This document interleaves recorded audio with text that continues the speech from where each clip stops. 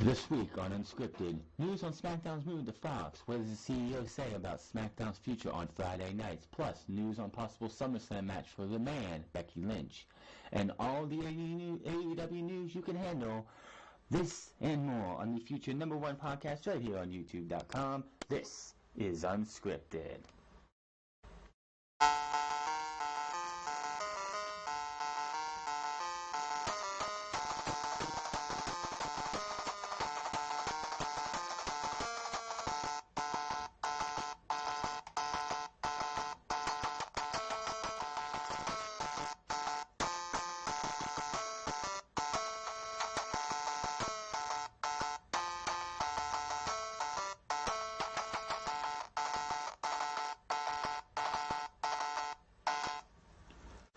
What is going on, everybody? It's the Fonz. I'm here again for UnScripted episode 56 for the February 10th, 2019. This was supposed to go up yesterday, but for whatever reason, I was having a couple troubles with my PC at the time. So what I recorded yesterday became unable to be used. So I decided we're just going to throw that one out and start over again. So we are going to just get this podcast done and out of the way, just to give you guys content for the weekend. As we do every single week, Raw, SmackDown, NXT, mini recaps, as well as we are going to talk about the fan rally, the ticket fan rally from Las Vegas this past Thursday. Of course, Monday Night Raw, the biggest thing on Monday Night Raw was Becky Lynch being suspended by Stephanie McMahon, and we'll talk later on where that one seems to be going and my thoughts on it. And everyone's like, I don't know if anybody, who, if anybody, is still believing this bullshit that we got last year. At the end of the year, the new era, this is a new era. Everyone for the McMahon family is here to listen to us and give us what we want. Did anybody ask for Double J, Jeff Jarrett, and Road Dogg on their TV in 2019 in a match? Did anyone ask for Braun Strowman and Kurt Angle versus Baron Corbin and Drew McIntyre in the main event? I know I didn't. I'd be shocked if anyone was like, yeah, that's exactly what I wanted, Vince. Thank you very much.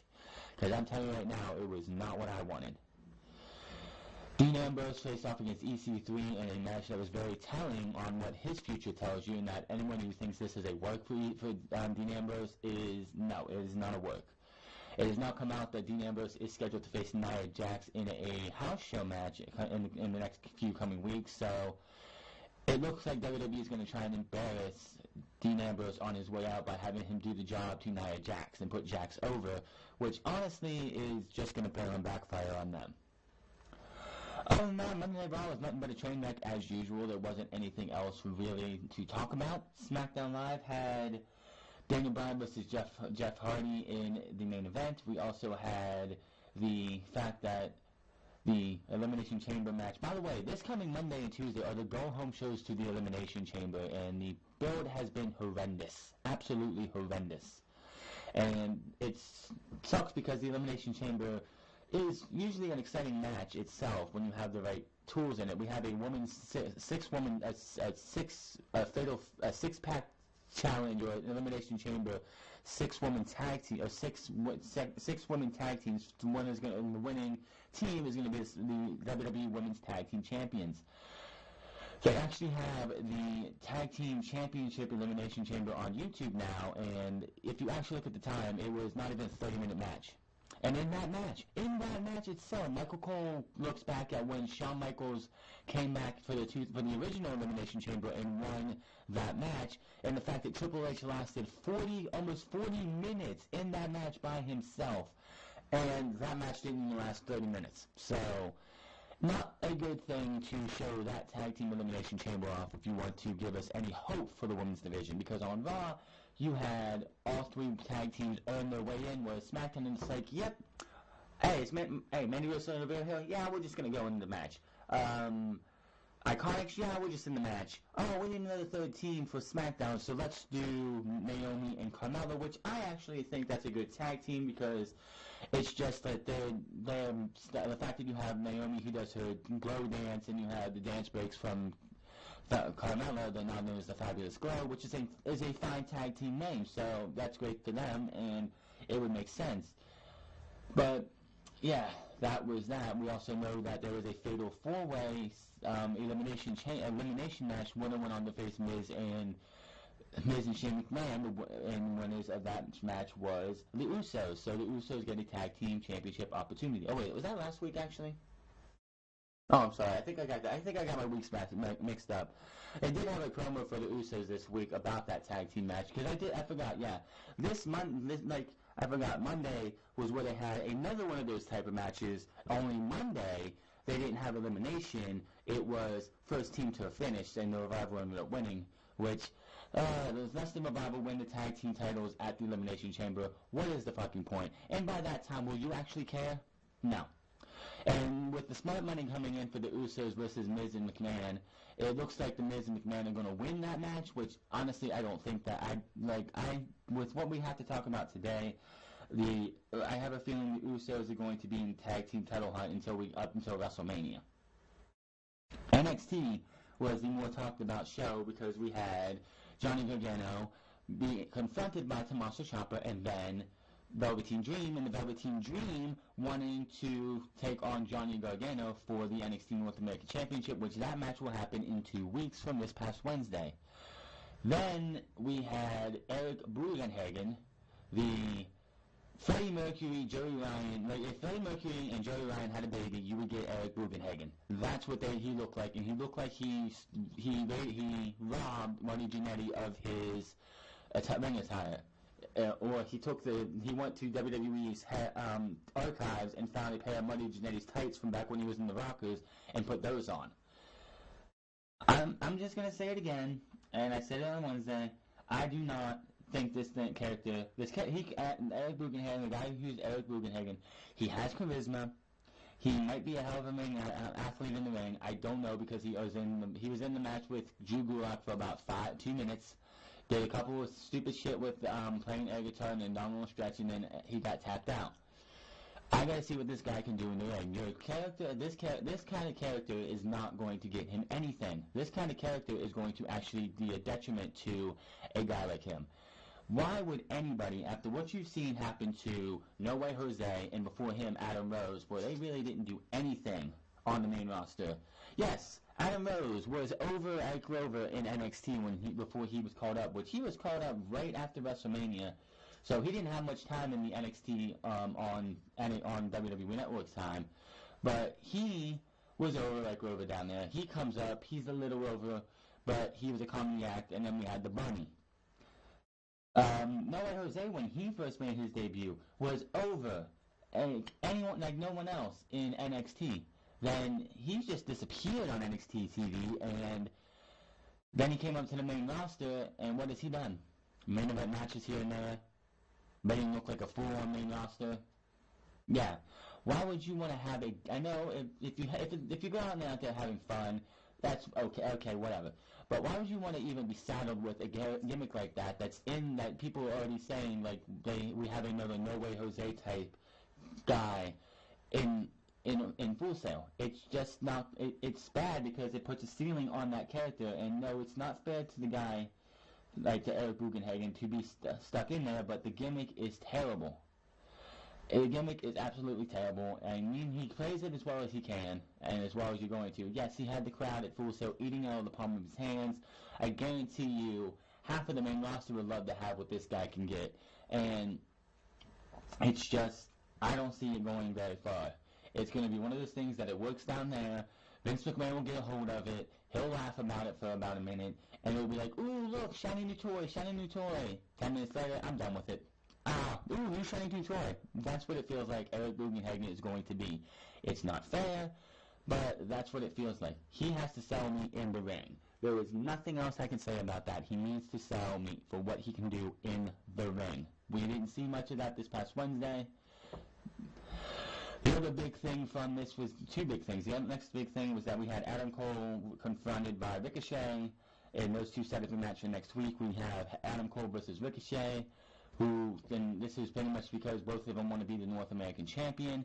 And Ricochet said by the end of this interview that no matter who he has to go through, he's getting his title back. So that's going to be a great match.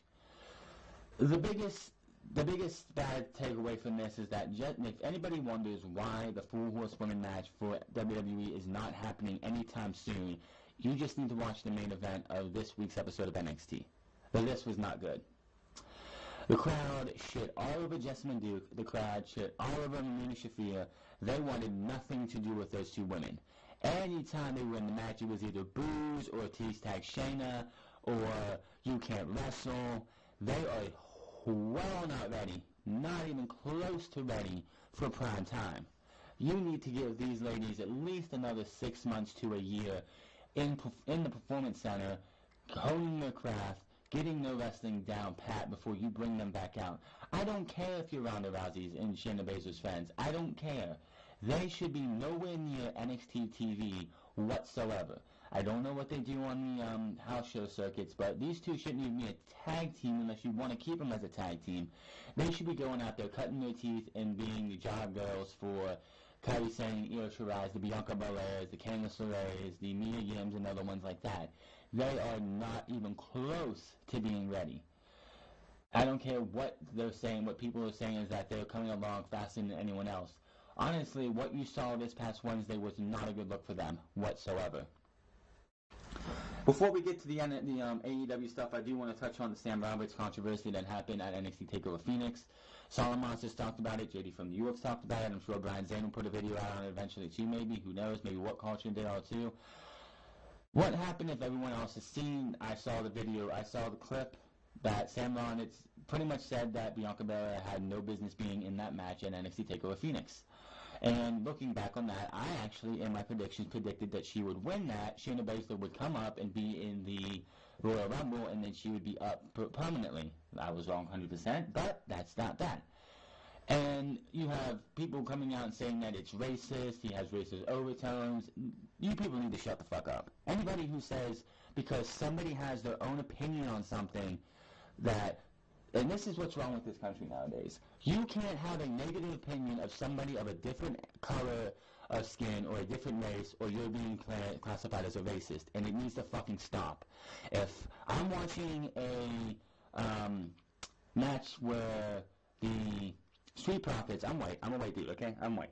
If I'm watching a match and I see the Street Profits and those guys stink up the joint, and I sit there and say, man, those two stunk up the joint, what the hell, I know they can be better than that. You don't have some crybaby like, oh my god, how could you be so racist? These guys are great, and what's wrong with you? Enough of this shit. Not everything negative towards somebody who is black, white, Cuban, Asian, or whatever, who is of a different race, is racist. You can be negative to somebody without, it has nothing to do with skin color. You people need to shut the fuck up and get that shit out of your fucking system.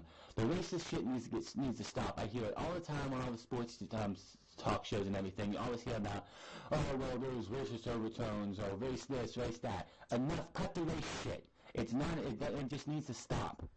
Just needs to stop. But anyway, Sam Roberts came on his podcast recently and said, a lot of people thought he was being it was a work, he was being fed those lines, and he came out and was like, no, those were my opinions. I was having a crisis of conscience, because he knew what he was saying was going to get him hate and backlash, and he was trying to fight his conscience because his conscience was probably like, no, don't say that, because if you say it, people are going to get angry, people are going to get pissed at you, and people are going to throw the book at you. And he just let it come out. And Mark Henry wants him to apologize. Why should he have to apologize? Why should anybody apologize? I just spent like 5 minutes or 2 minutes or so shitting on the Eric Bugenhagen character because I think it's going to be absolute shit and it's going to go absolutely nowhere. I have no apologies for it. That's my feelings on the character. Why would you let anyone be settled with a character like that, especially if you have charisma and mic work? And if you're really good in the ring, why would you let that one thing that's going to get the gimmick kill your chance of being anything? Why should he have to apologize? I am so sick and tired of seeing people like, oh my god, you said something mean about my favorite movie star. Apologize now. Wah, wah, wah. Shut the fuck up. It's his goddamn opinion. Let him have it. If it's a good opinion, fine. If it's not, too bad. It is what it is. It's his own goddamn opinion. Shut the fuck up. If you don't like somebody's opinion, don't listen to him again. Just move on and move on. If you don't like their opinion, but you still think that, and you're like, yeah, you know what, that's his opinion, or his or her opinion, I don't agree with it, but it's their opinion, okay, that's all you have to say. But anybody who wants to sit there and talk shit on Sam Roberts because it's his own damn opinion, go fuck yourself. We need more people like that. I wish people would come onto these pre-shows and actually give their opinion. I know on the Royal Rumble, the Elimination Chamber, the Fastlane, the WrestleMania pre-shows, we're not going to get people's real opinions because WWE scripts them from start to finish. That's what makes those pre-shows so bad. The only reason I even watch any pre-shows is because if the Cruiserweight Championship match is on now, I want to see that match because 9 times out of 10, that's going to be one of the best matches of the night, as it was at the Royal Rumble it was pretty much one of the best matches all night. So that is why I watch pre-shows, but I don't sit there and actually listen. I don't listen and pay attention to what a Booker T or Jonathan Coachman or Jerry King Lawler says because what they're saying is bullshit. So will we see Sam Rollins back again? I don't have a clue because WWE doesn't like to have people to have their own opinion. And if you have your own opinion, then that's just like, oh no, we can't let you do that. No, that's taboo here. We don't want anyone to have an opinion. We have to give you have to give our opinion. It's just fucked up. So anybody who says one, he's being racist, or two, that there were racial overtones, fuck yourself and get the hell out of here. He should not have to apologize. He does not need to apologize. It is what it is. It's his opinion. He just came out and said that she didn't need to be in this match. It was a waste of a match. And the match did her no favors. Her and Shayna Baszler had a so-so match. It was the worst match of the show. The problem was that Bianca Belair is not a babyface. I don't care what you do. The fact that she has been a heel since day one comes out, it's like I am, well, until Takeover, she keeps coming out, it's like I am undefeated, talking like a bitch heel, and then just like that, you're turning her babyface because you're going up against the queen of heels, Shayna Baszler, at Takeover, and didn't give her a chance to turn heel in a big heel, turn babyface in a big babyface turning moment. It hurt the chance for her to be taking it seriously as a babyface. It did not help the match at all. Now, if Kairi Sane or Io Shirai wins the title from Shayna Baszler, and we get to whatever the next takeover is going to be between WrestleMania and between Brooklyn and Toronto, if they have one in between there, which I'm sure they will, if Bianca Belair turns heel again and she's the heel to the Io Shirai or Kairi Sane, that's going to be a way better match than what we saw here. I mean, look at her matches against Nikki Cross before the first two got interrupted in that last one. They were great matches, better than what she did against Shayna Baszler because she was playing her part as a heel right. I just don't see the Bianca Belair character, Bianca Belair herself, being a babyface. It just doesn't work. So, if she was to be given a shot, say 6 months, 3 months, 4, 5, 6, 7 months from now on the next, not Takeover New York, that's going to be Io Shirai probably, and Io beats Shayna Baszler, it's going to be a better match because she's playing to her strengths. She's not ever been seen as a babyface until recently, and it seems like she's a reluctant babyface overall. It's like, yeah, I don't want to be a babyface, but I have to be for this feud, so that's what we got. Just want to give my thoughts on that. If you want to take one thing away from this, if you don't like somebody's opinion, deal with it. Too goddamn bad. They're entitled to their own goddamn opinion. You don't like it, you can be like, well, it's your opinion. I don't agree with it, but it's your opinion. Stop being fucking crybabies and shut the fuck up. Before we get into the news here, we are going to talk about this ticket party that they had the other day. We had a pre-show, which I missed majority of the pre-show. I was trying to get it to show up on my YouTube, and it didn't show up till 5 minutes beforehand. So they had Alex Marvez, Tommy Attachment, and Excalibur on the panel. And MJF showed up, as for what I got to see. He talked shit on Conrad Thompson and everything. So there was that. When they started the actual show, the first new signee we got was Sonny Kiss. I've never heard of him. I've never seen him wrestle before. So that's a checkmark there for AEW.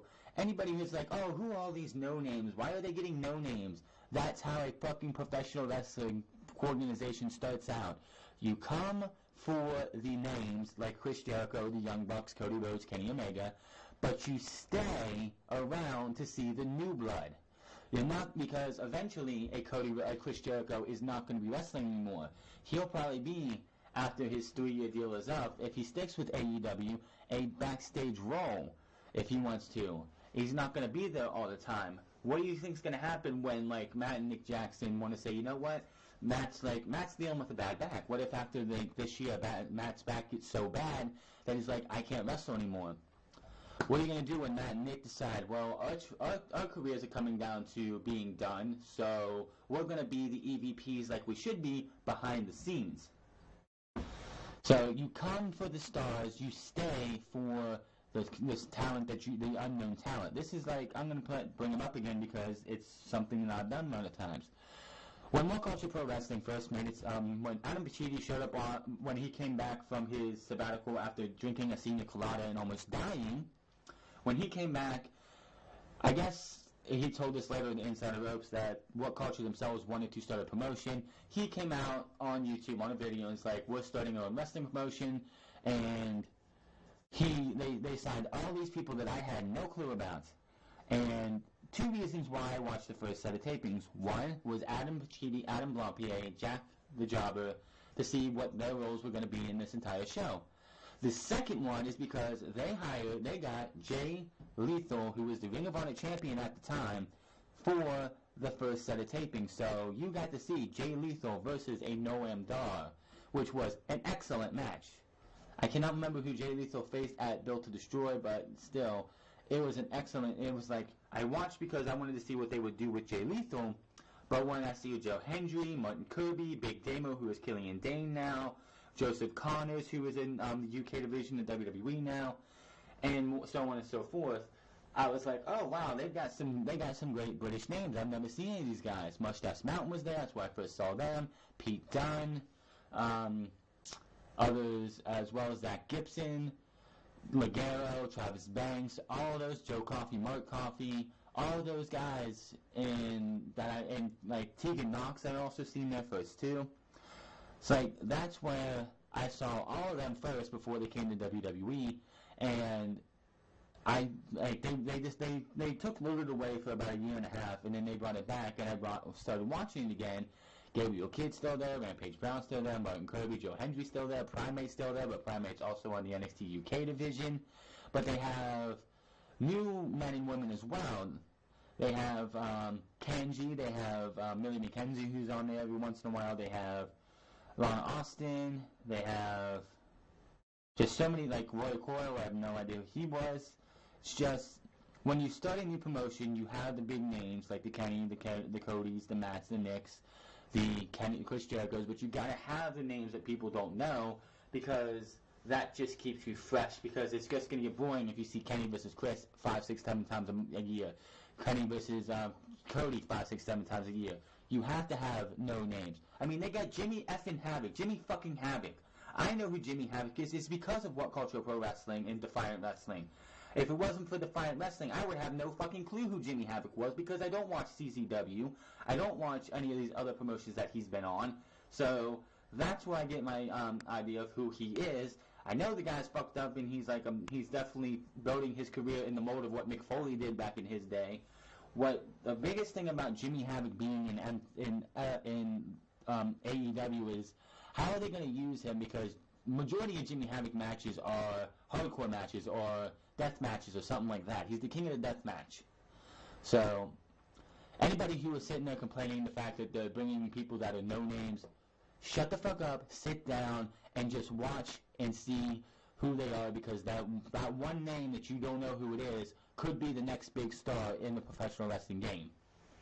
Starting off the tangent here, but after Sonny Kiss was out there, Cody comes out and talks about the ticket sales. Those sales, they sent a pre-sale. That you can sign up for a pre-sale secret code until tonight.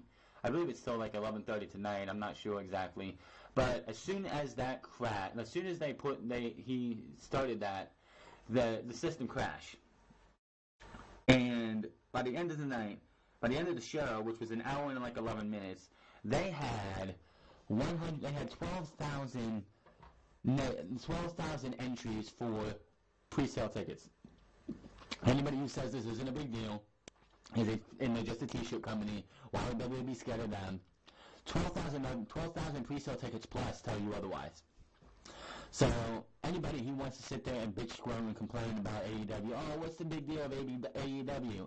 Here's an idea. Buy a ticket or find a way to watch it on May 25th, and you will see what the big fucking deal is.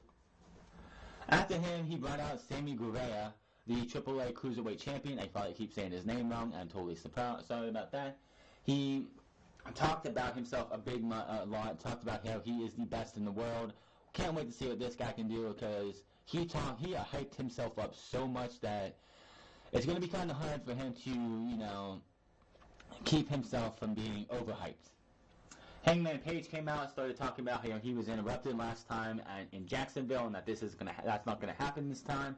When all of a sudden we cut to a satellite feed where it's Pac, who is obviously not there at this time. He talks shit on Hangman Page, and then after that, Page is like, let's make it official. So the first match for the show that has been announced is Hangman Page versus the Prince Bastard Pac. I guess they call him Prince Pac. I'm just going to say the Bastard Pac. So Pac versus Hangman. Take my money.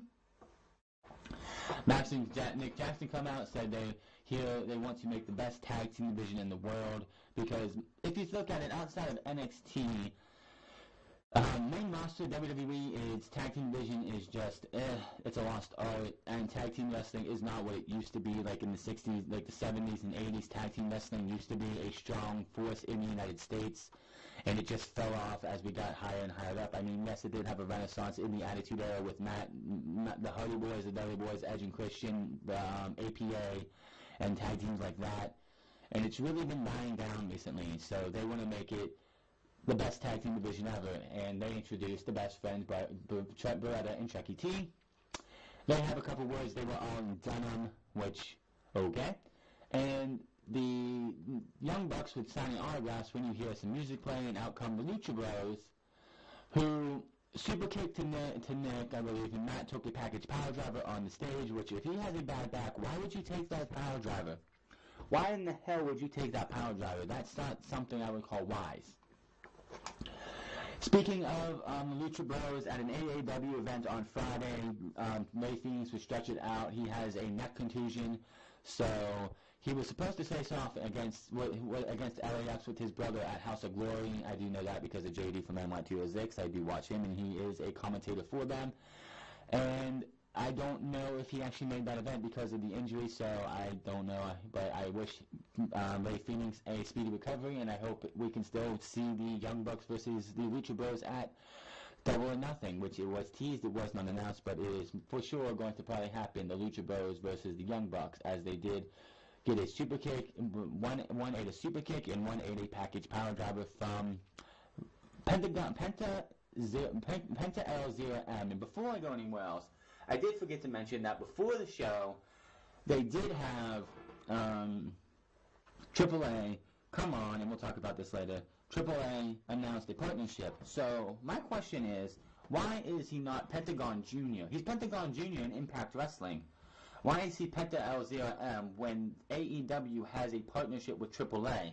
AAA owns the copyright to Pentagon Jr., so why is he Penta L0M and not Pentagon Jr.?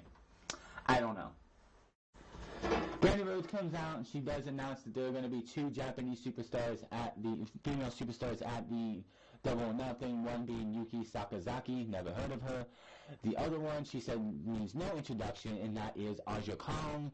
If you were a wrestling person back in the day, Aja Kong was on, I believe, WCW at one time. I think she might have been in WWF at one time too.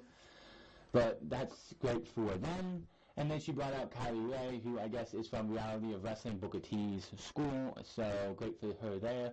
And she brings out Nyla Rose, who looks like she is she's Nia Jax build, like she has the same height. I guess she's a transgender female superstar, so good on them. But she came out, they had a stare down, Brandy Rose tried to get in between them, so it looks like we might see Nyla Rose versus Kylie Ray at Double or Nothing. Now, I hear Kylie Ray was on WWE's radar. They wanted to sign her, get her into NXT. That didn't end up happening, so WWE's loss is All Elite Wrestling's gain. SCU announces an after party for Double or Nothing called SCU All Night. We did get then they talk about, they say they're really out here because they want to introduce the heads of OWE. We get a hype package for OWE, which I guess there are clips of OWE on YouTube, so if you want to check out what you're going to be seeing from Oriental Wrestling Entertainment, make sure to go check that out. They bring out Shima and his two friends. I can't remember what their names were, but they made a proposition for Double or Nothing, where it's going to be SCU versus Shima and two OEW standouts. So we're going to get our own taste of OWE when we get to Double or Nothing. And then Conrad Thompson was like, there's one more surprise. And they show someone holding a phone and has the countdown to 10, 9, 8, 7, 6, 5, 4, 3, 2, 1. And I honestly laughed about this. They did, if anybody is a Super Smash Brothers fan, they did a new challenge was approaching, and it was a silhouette of Kenny Omega. Music hits, out comes Kenny Omega to a grand response, and talked about how he wanted to tell people sooner. He signed that morning, and he is full-time with AEW. He did talk to Dave Meltzer, and we'll talk about that later, about some things that he can do in his contract for himself. Then Judas hits, and out comes Chris Jericho, who looks like without the makeup he was getting ready for Wrestle Kingdom, because he had the top hat on, his scarf, and all his wares. Comes up to stage, him and Kenny Omega stare down at each other, and they start brawling. Cody Rhodes, Nick Jackson, SCU are up to break these two up. Jericho gets pulled away, and it looks like we're going to get Alpha versus Omega 2, and that will probably be your main event of Double or Nothing. Either that or the Lucha Bros versus Young Bucks. So, we have SCU versus OWE and Shima. We have Hangman versus Pac, and those are two matches announced. We also had teased the Lucha Bros versus the Young Bucks, Kylie Ray versus Nyla Rose, and Alpha versus Omega, Chris Jericho versus Kenny Omega. So this card is looking to be shaping up pretty big. A lot of people are disappointed because a TV deal was not announced. Why would you be disappointed? That's my question. Why would you be disappointed? There is no reason for them to even announce that yet. They have a show to worry about. You're not going to worry about a TV deal right now. They're not going to, even if they had a TV deal, they wouldn't want to announce it yet because you still have to go to Double or Nothing. I wouldn't expect a TV deal to be named until their second show, which they have not named it yet. It's going to happen in Jacksonville. They're going to have that charity event where it's going to be half the proceeds go to, victims of gun violence or something. So that's going to happen in Jacksonville, probably around SummerSlam weekend, SummerSlam time, who knows. But it was a fun hour and about 11 minutes overall. I mean, a couple audio issues, some of the mics cut out. A lot of people were joking like, "Oh, the biggest disappointment is nobody fell in the pool," which, if I'm correct, Kenny Omega was going around the pool, smacking each other, like slapping people's hands and stuff. I just was waiting for someone to be the dick to just shove Kenny so he would fall into the pool. I was just waiting for that. I would have laughed about it, but it wouldn't have been. It would have been what it was.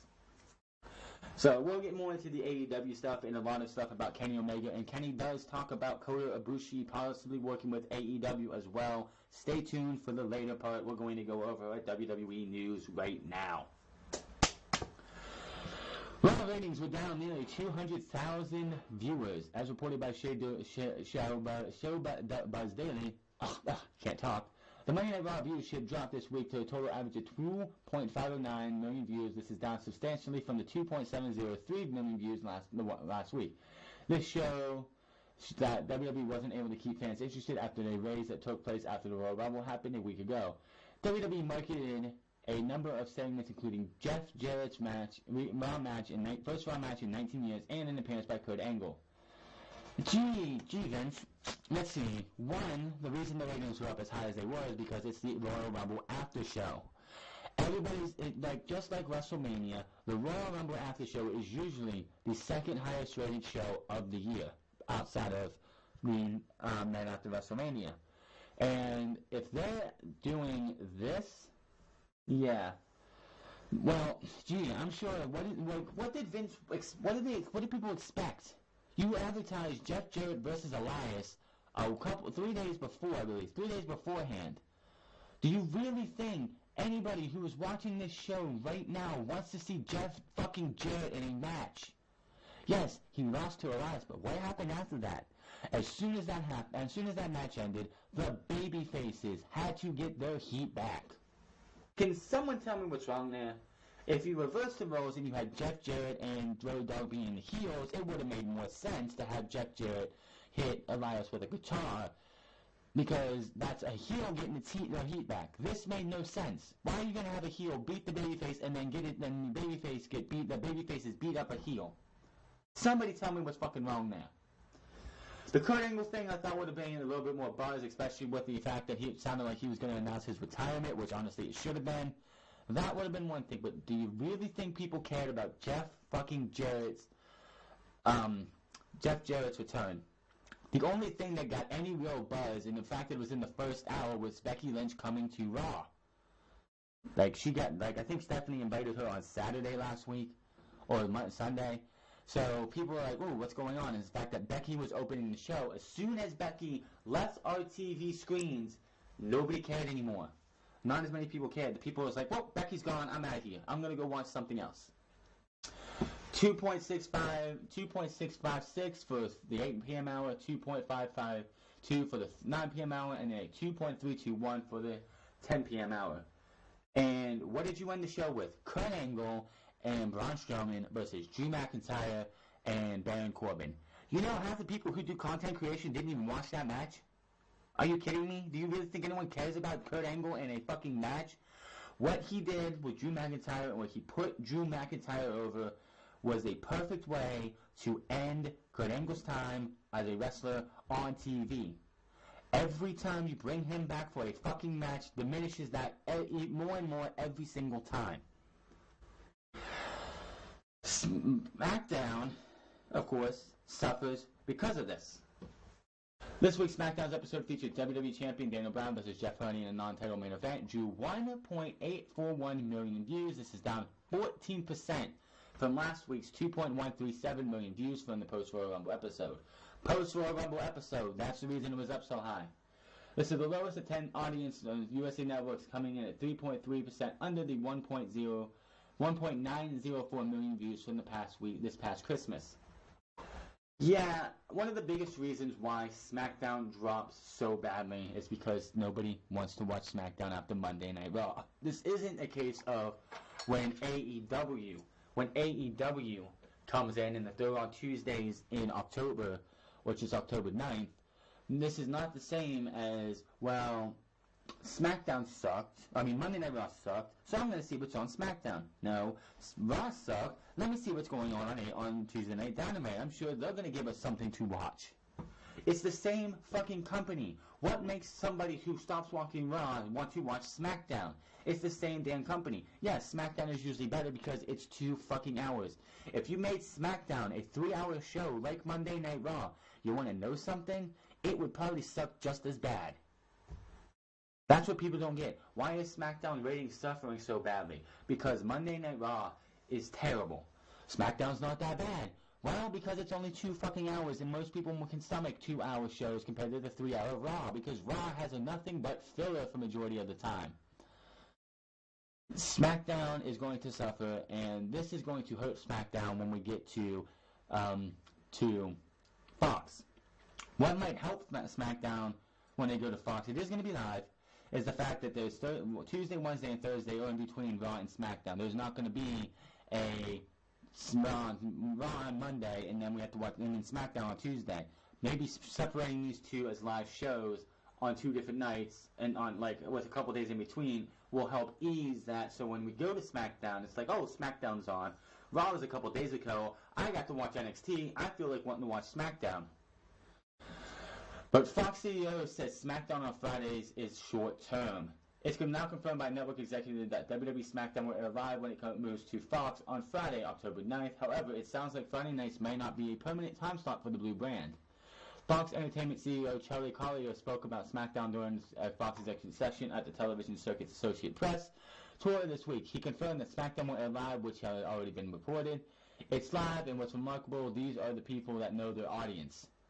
What the fuck is he talking about? If you're talking about NXT, yes, they know their audience. That's why we've had great takeover. Like, every takeover has been amazing.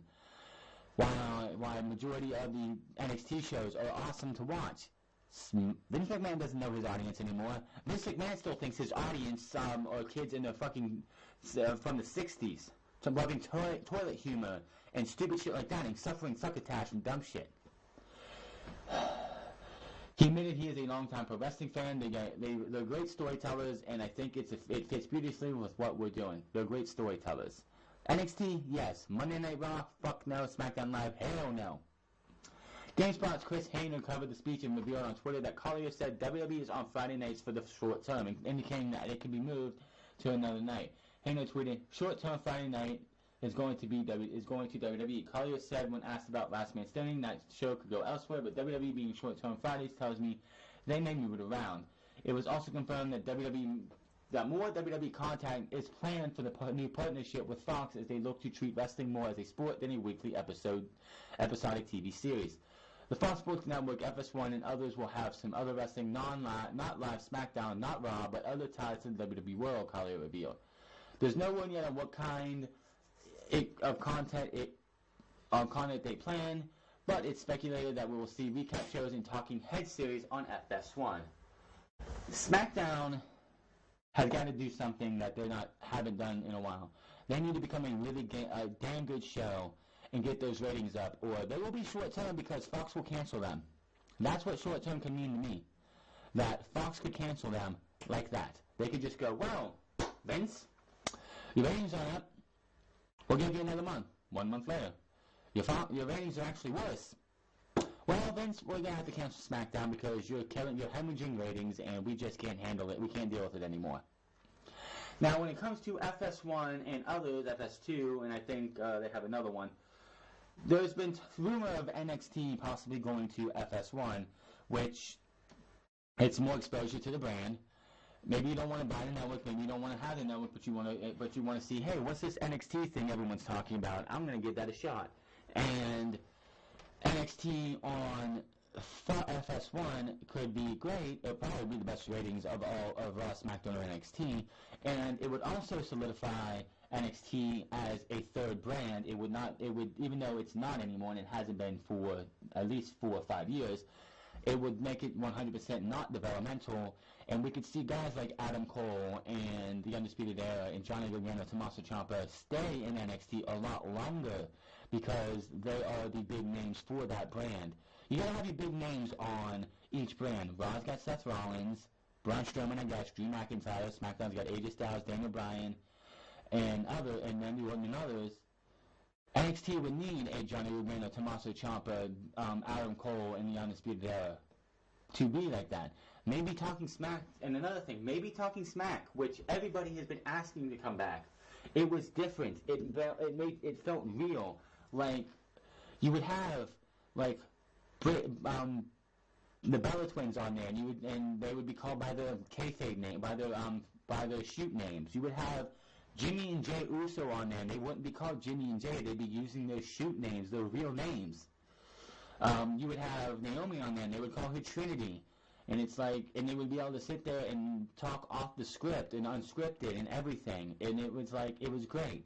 It got canceled because Vince McMahon hates everything about that. Here's the thing. If they put Talking Smack or something like Talking Smack on FS1, Vince McMahon can't just say, cancel it, we don't want that on anymore. If it's on FS1 and it's like one of the highest rating segments on shows on FS1, Vince McMahon, it's out of Vince McMahon's hands, plain and simple. So, if they go here and we get like a Talking Smack, because we're not going to get a Raw talk anymore, even though I think Raw should have their own too. I wish Raw would have went to Fox, but they decided to stay with NBC Universal. But maybe we could get a Talking Smack, and we could see that Miz segment on Talking Smack where he goes off on Daniel Bryan and sends Daniel Bryan pissed off walking away because he told Brandon Bryan to quit, is still shown on WWE TV today. That was 2.5 years ago. It's still shown on TV in the hype packages for anything with those two today. So that is something that I hope we could see, something like a Talking Smack. I want it to be WWE personnel like Renee Young or Tom Phillips or somebody in the company. I don't want it to be people from Fox who's running this trying to be like, talking about this. No. If they want it to be Daniel Cormier, who's supposed to be like a super huge WWE fan, fine. But no, I want to see like Renee Young get off. I hate to say it, but she needs to get off commentary because her and Corey Graves are just so insufferable when they start arguing like little children. That Baron Corbin-Kurt Angle match from 2 weeks ago, I literally wanted to throw something through my TV to turn it off. It was just so aggravating. I literally tweeted, "Stop the bickering, you little babies," or something like that when that happened. I was like, God damn, shut up. But give me Talking Smack. Take Renee Young off of commentary and put her back in the Talking Smack role where she belongs, because that was her strength. Moving on here, we're going to return. When is WWE returning to Saudi Arabia? WWE returned to Saudi Arabia on May 3rd for another live event, according to a report by Fightful.com. The new event will be WWE's third event under the 10-year partnership with Saudi General Sports Authority to host events in the country. The Wrestling Observer newsletter first reported WWE was looking at 2 events in Saudi Arabia in 2019, with the first sometime in May, followed by an unnamed event in November. WWE has not announced the event publicly. It was initially speculated in the Observer that these events won't be announced for as long as possible. I would see this being announced the night after WrestleMania. You have to have it announced at least a month in advance so we can get at least a little bit of build. So they could keep the heat away from the company due to recent events in the country. WWE came under fire for the weeks and days leading up to the Crown Jewel due to controversy surrounding the death of journalist Jamal Khashoggi and Saudi Arabian Crown Prince Mohammed bin Salman's possible role in the murder. That is just what you're going to see. I would love for WWE to, whatever they're doing in May for a pay-per-view, just scrap it. If you're going to Saudi Arabia on May 3rd, scrap whatever the fuck you're doing, because what happened last year with the Greatest Royal Rumble? We got Backlash 2.5 weeks later, or 2 weeks later, and a week and a half later, actually, I believe, and it was shit. Outside of Seth Rollins versus The Miz, that pay-per-view was so bad.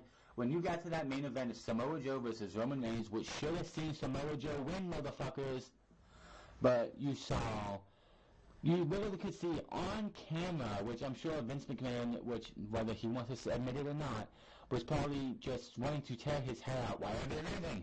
This is a great day. This is a damn good match. Why are they leaving? Because nobody wanted to see Roman Reigns in the main event again, and again, and again, and a fucking again. I'm surprised Jinder Mahal versus Roman Reigns and Money in the Bank didn't main event that show. Just saying. Or is that Extreme Rules? I don't know. Don't really care. So, if you're going to go to Saudi Arabia in May, scrap whatever pay-per-view you're doing in May. Make that the only event so we don't have this shit like we have with the Greatest Royal Rumble where you put focus on that and give us what we did. I mean, look at what happened with Evolution last year. That pay-per-view was better than it had any right to be. It wasn't a great show overall. It was a so-so show. But that should have been a rolling dumpster fire because WWE put all their eggs in the Crown Jewel basket and did not give a shit about Evolution. And yet people want to see an all-women's pay-per-view this year. It would not surprise me if the all-women's pay-per-view is in May, right after Crown Jewel, whatever they're going to call this pay-per-view, because WWE can say, well, the women's pay-per-view survives itself, so we can focus on, the Saudi Arabian show, and then we get a show that was shit, and then a show that should be shit be about average. Speaking of these shows last year, how much did WWE really make from these? WWE released their fourth quarter and full results for 2018 this past week. The reports helped shed some light on how much WWE made from their partnership with Saudi Arabia last year. WWE Crown Jewel was held in Riyadh in the fourth quarter amidst much controversy. WWE held the event despite backlash after Saudi Arabia was believed to have ordered the murder of journalist Jamal Khashoggi, as well as WWE Super Showdown in Australia was held in that quarter as well. Revenue from those events would have listed in the other section of the reports because, they want to make sure that that's where Saudi Arabia and, the Saudi Arabian shows would be because they're not, official shows. For the final 3 months of 2018, the other section had $63.5 million, up $49.2 million from the same period in 2017. So the safe to assume that they made in the neighborhood of $40 to $45 million from Crown Jewel in the Super Showdown, since there might have been some other fluctuations in the category elsewhere. It is also safe to assume that WWE generated a lot more from Crown Jewel than Super Showdown. In the earnings report, it was noted that the big increase in revenue was primarily due to the distribution of certain live in-ring programming content in international markets that reflect as other. WWE Network revenue for quarter 26 for the quarter was $46.8 million, so WWE made about as much from Crown Jewel and Super Showdown as they netted from the WWE Network. WWE held the Greatest Royal Rumble event in Jeddah last April. In the other category was up $48.7 million from the prior year, with $60.6 million in 2018 and $11.9 million in 2017. WWE likely netted somewhere in about $40 or $50 million from Saudis from the event itself. For the entire year, revenue generated from partnerships with the show with Saudi Arabia is likely to be 70 to 80 million range. WWE's announced a net revenue of $930.2 million at 16% increase from $801 million in 2017, assuming that all of the $95.8 million was from what WWE generated from Saudi Arabia and Australia deals in 2018. Net revenue would have been $834.4 million without those events, dropping the increase from prior year to only 4. And then, of course, yes, we know it's going to be happening 10 years. I don't see WWE's 10-year partnership lasting that long. Saudi Arabia is that, I know they're going over there to get the money. They can tell you whatever bullshit answer they want, that, oh, well, we're doing it to help change the narrative over there. We want to help them get women to do stuff. This is the same country that during that entire Greatest Royal Rumble pay-per-view, you put that Best of Both Worlds promo, which had Carmella and other women in their wrestling attires dancing around, and the General Sports Authority for Saudi Arabia put a statement apologizing that was on there. So you think you're going to, WWE thinks they're going to be able to initiate change in that country? Give me a break. It's going to take one more outburst like the murder of Jamal Khashoggi for WWE's deal to be dead in the water. Plain and simple.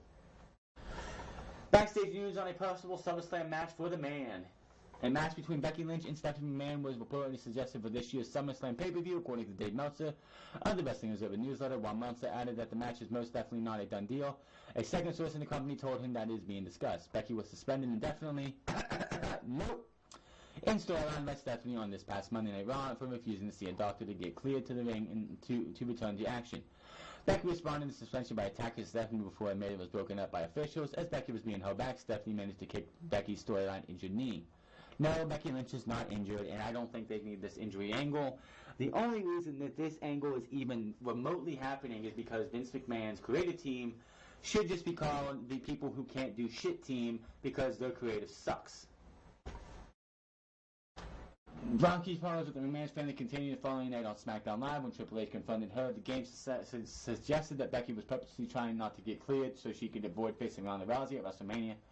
And Becky responded by slapping him in the face. If you did notice that after she slapped him and she walked away, she really wasn't limping anymore. So, take that for what you want. This part, I want to know what the fuck Becky was thinking back in 2017. In an interview with Digital Spy in 2017, Becky admitted that a potential match with Stephanie would be amazing. No. That would be amazing, Becky said, of the potential match with Stephanie. Her SummerSlam 2014 match with Brie Bella was a quote-unquote great match, and I think that was the match I was most excited for on that card at the time. It was great to see such a spotlight on the women. I think it was tremendous. Becky, I don't know what drugs you're on. I don't know if that hair dye is getting to your brain. That match was absolute trash. absolute 100% trash. That led to the worst feud of the year. That led to the growing up Bella's cringe as fuck segments. That led to I wish you would have died in the womb line. Yeah, you think that was the best that you could come up with. And yes, WWE sees the fact that fans are comparing Becky Lynch and Stephanie McMahon's encounter to Stone Cold and Vince McMahon from the Attitude Era. So they're going to try and rehash this the best they can and make Stephanie the antagonist to Becky Lynch, who's going to be holding Becky down. Now, the suspension, I don't get why they even did a suspension thing, because it has come out that the McMahon family is inviting Becky Lynch back to Raw. So, what is the fucking point of doing any type of suspension angle if all you're going to do is, this is like Kevin Owens quitting, or John Cena being fired, or CM Punk being gone from the company, even though he was gone for a week. Why the fuck is Becky Lynch on Monday Night Raw this week? I even replied to that. It's like, WWE doesn't have any faith in long-term booking. Can we at least give her a week off of TV? This week is the go-home shows to the Elimination Chamber for both Raw and SmackDown. Focus on that fucking pay-per-view. Becky has nothing to do with that pay-per-view. Don't do this shit where you're going to take her out of the match and give Charlotte the match. I've been hearing a lot that Asuka needs an opponent for WrestleMania. And I've been hearing a lot of other people say that there are no plans for Asuka at WrestleMania. So you gave this woman the SmackDown Live Women's Championship. She hasn't been seen since the Royal Rumble, mind you. And you have zero plans for her? Why not make it a six-pack challenge at WrestleMania for the Women's Championship? Asuka, Charlotte, Naomi, Mandy Rose, Sonya Deville, and Carmella. There you go. There's your SmackDown Live Women's Championship match for WrestleMania. Charlotte could beat Carmella. Charlotte could beat Mandy Rose. Charlotte could beat Sonya Deville. I've already talked about this. And other people have said this too. I'm not going to say it was my idea. I've heard other people say this, but I love this idea. Charlotte and Sasha Banks and Bayley are going to win the tag team titles this coming Friday, next Sunday, next week, which Unscripted should be on Saturday next week if everything goes right.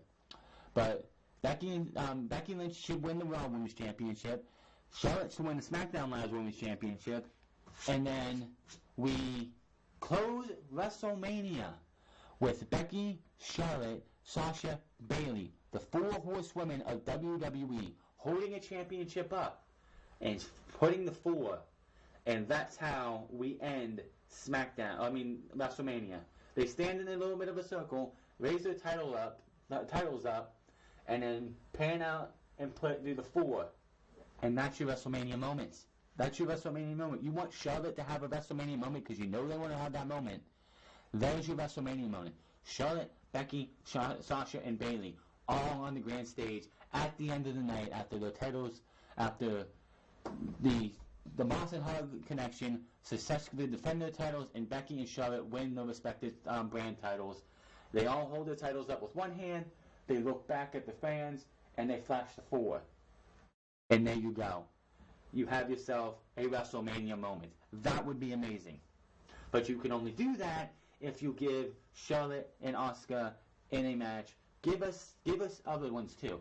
You can have Mandy Rose, Sonya Deville, because there was also talk of Vince McMahon wanting to push Mandy Rose. You can't push her any more than any bigger right now than putting her in a WrestleMania match for the Women's Championship. She doesn't have to win it yet, but she could be in there. Mandy Rose, Sonya Deville, because you know they're going to do that. Mandy Rose, Sonya Deville, Asuka, Charlotte, Carmella, Naomi. There you go. There is your WrestleMania women's match for WrestleMania, for the SmackDown Live Women's Championship. Halftime Heat.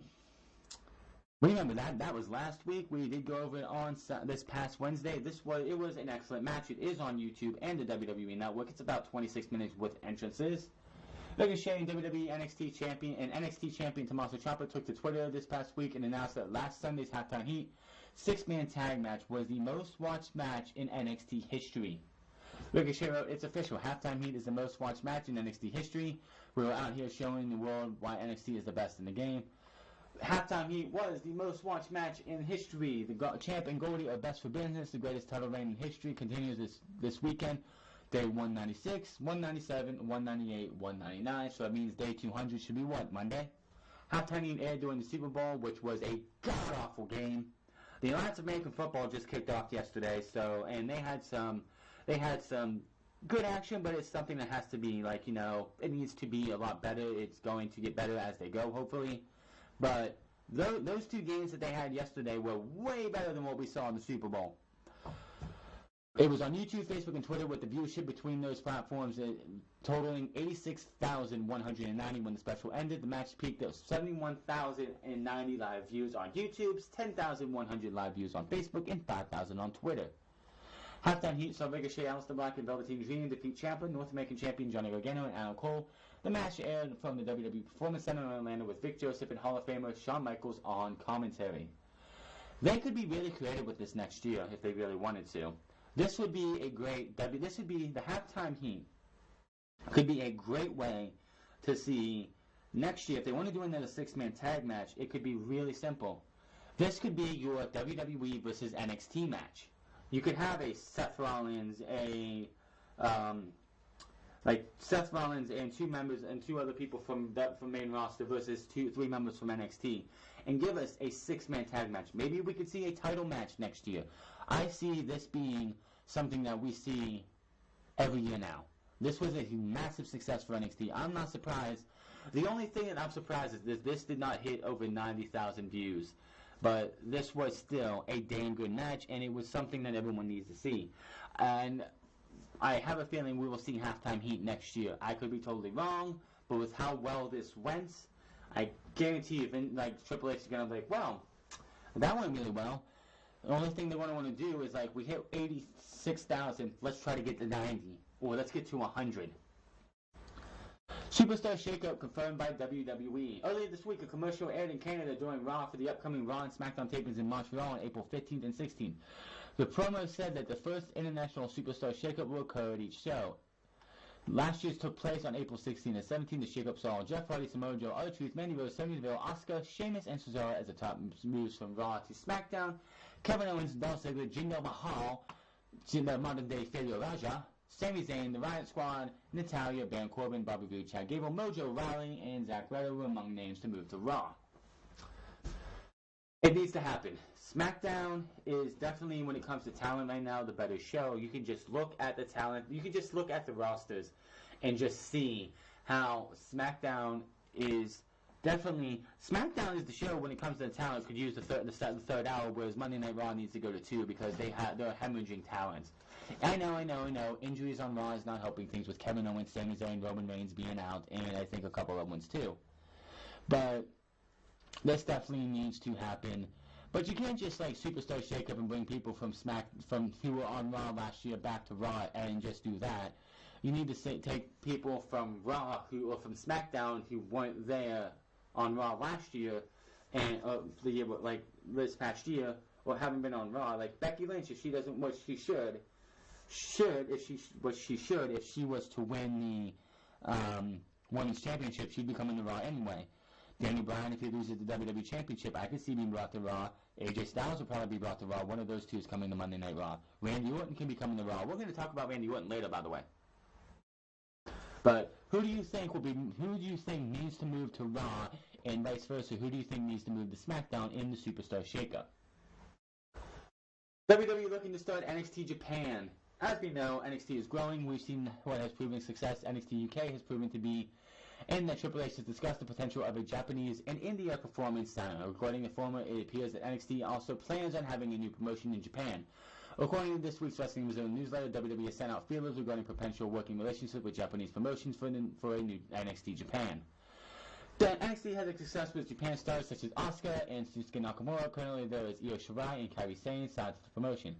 Hideo Itami just left to go back to Japan, but perhaps they can also see it as a positive when it's time to build a relationship with a promotion like Noah. I'm going to be real honest. I think WWE should focus on other parts of the world. I think Japan is actually a big no. I think NXT Japan would be a big-time failure of anything. It's just, you have So here are your options. You want to go to I think Dragon Gate has a dojo or something. Do you want to go to the New Japan dojo? Do you want to go work at Dragon Gate? Or do you want to go to NXT Japan? I think a lot of up-and-coming Japanese superstars are going to pick one of the traditional dojos. The way they train their wrestlers in Japan is way different than anything you see in the United States or the United Kingdom. And I don't think that Vince McMahon or like Triple H would understand, and I think that it would actually be an absolute failure to go to Japan and try and do a promotional performance center there. Now, if they want to go to Germany, which there was talk of maybe in NXT Germany, that might be something you want to go to, or India, and other ones as well, but I just don't think NXT Japan would be good.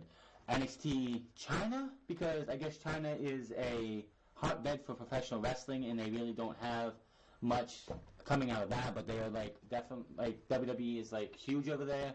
So in NXT China maybe, but how about we let NXT UK build before we worry about NXT Japan? You went 4.5 years, well, on the name. I'm sorry.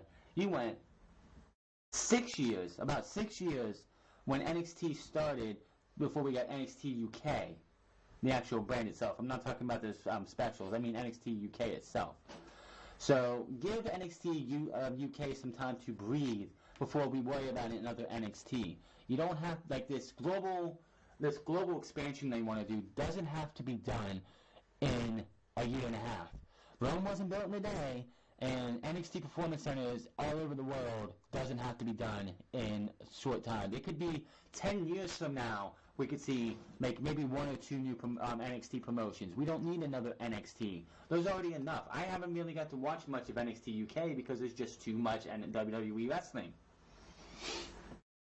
But I want to know, what would you think if NXT Japan started? Would you actually watch NXT Japan, or would you be like, I think I'll stick around with New Japan or Dragon Gate or Pro Wrestling Noah or any of the other Japanese promotions that I'm not talking off the top of my head? We have some contracts to be talking about. I think this is the last set of news before we go in the AEW stuff. No, we have 2 more. We have more after that. But update on the Usos contracts. WWE officials have been negotiating new contracts with the Usos as of late. According to PW Insider, Jay and Jimmy will see their current deals expire in April. There has been no warning if the brothers are looking to leave WWE, but they have been with the company since 2009. The Usos vs. Smackdown Tag Team Champions The Miz and Shane McMahon is currently scheduled for the February 17th Elimination Chamber pay-per-view. Now, I am not saying, and this is just crazy, AEW is getting started at about the right time in the wrestling world. You have Kenny Omega, who was coming up, Cody, Nick, Matt, Hangman, all contracts coming up at the same time. You have contracts in April, Dean Ambrose, AJ Styles, the Usos. Nakamura, I guess, has got his contract coming up in March. Hideo Itami just left. There's like so much like in WWE and other parts of the world where these big names contracts are coming up. And AEW could be like, well, we're a viable option, so if you want to actually give us a holler and give us a chance to give you an offer on what we have for you, we're right here. And this could be bad for WWE. Do I see the Usos leaving WWE? No, not really, because of like loyalty to the company.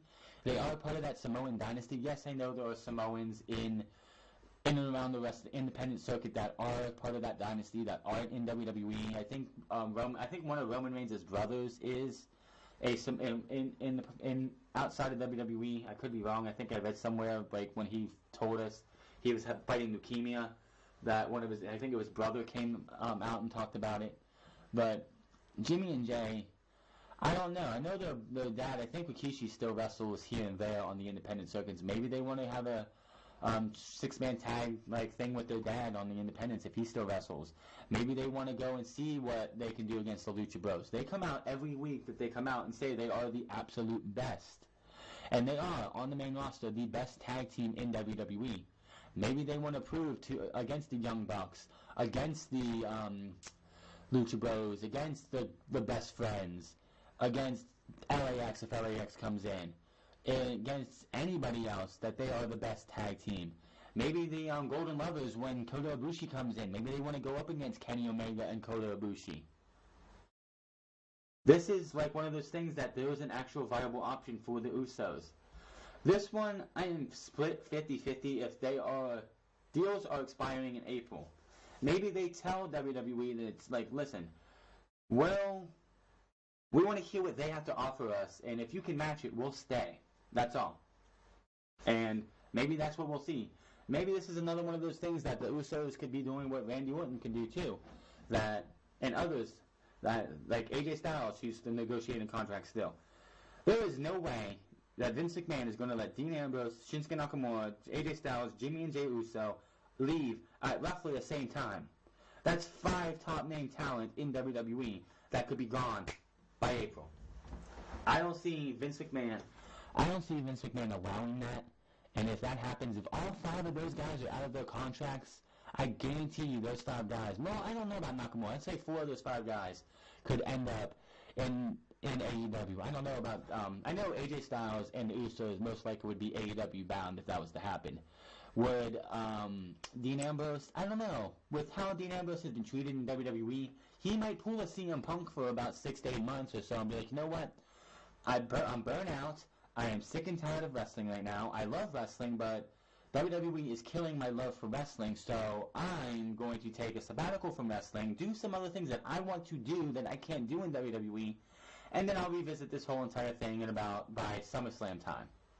Maybe we won't see maybe we won't see Dean Ambrose or Jon Moxley until like December or something like that. Maybe he takes about half a year off.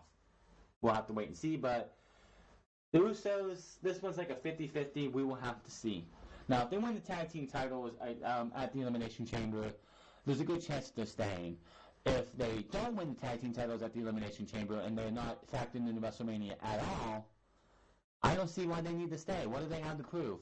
They've gone up against the bar. It's just like they want to be called the best tag team in the world, but how can you prove that when, they had the best feud of the year in 2017 against the New Day? That was the best feud on the main roster. But how many times can you face the Bar, the New Day, week in and week out before you're like, man, this is boring. I want to face somebody else. So will we see the Usos in WWE past April? Half of me says yes, half of me says no. Will they go to AEW if their contracts run out? I could say yes, most likely. Speaking of Dean Ambrose is to face Nia Jax at WWE live events. 2 weeks ago on an episode of Raw, Dean Ambrose sat in the ring after he lost to Seth Rollins to cut a promo. Nia Jax and Sabina would cut him off before he could say anything. Ambrose and Jax would talk a little bit and trash to each other as Tamina circled around Ambrose. Jax would hit him in the back with the forearm, sending him out of the ring. Referees then guided Ambrose to the back. Initial speculation was that Jax would eventually have a match, and it looks like WWE is indeed going with that idea. And a February 22nd live event that is in 12 days in Johannesburg, Arkansas. In the video, the promo shows advertising for Jax vs. Ambrose and an intergender special attraction. As noted, WWE confirmed Ambrose won't be resigning with the company when his contract expires in April. He will currently turn down a 5-year contract with a little more than 7 figures per year. This is WWE's petty way of trying to embarrass Dean Ambrose. He's going to go into this match and he's going to job to Nia Jax. And then they'll bring it on the man TV and he will job to Nia Jax. This is WWE trying to embarrass Dean Ambrose. This is also WWE being so stupid and bullheaded that they don't realize that this shit for men in intergender matches happen on the indie scenes all the time. Hell, Candice LeRae's last match on the independent circuits was against Joey Ryan. She's gone up against guys like Kevin Owens. Go watch Asuka versus Minoru Suzuki. You want to talk about violence, anything that happens in WWE to her or anybody else will pale in comparison to what Minoru Suzuki used to do to Asuka. I saw that and I literally was fearful for her life and surprised that she was able to make it out of that shit.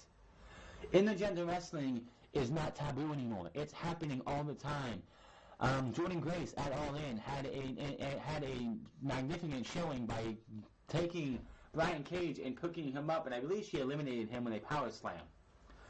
Like, WWE, I know they had this thing with the sponsors that, oh, we can't let women fight men because it would be looking bad on our sponsors. We made a promise to a toy company that we wouldn't do that anymore. It's not that big of a deal. WWE just petrified that if they do this, the sponsors are going to pull. I don't want to see Braun Strowman versus Alexa Bliss or Braun Strowman versus Sasha Banks.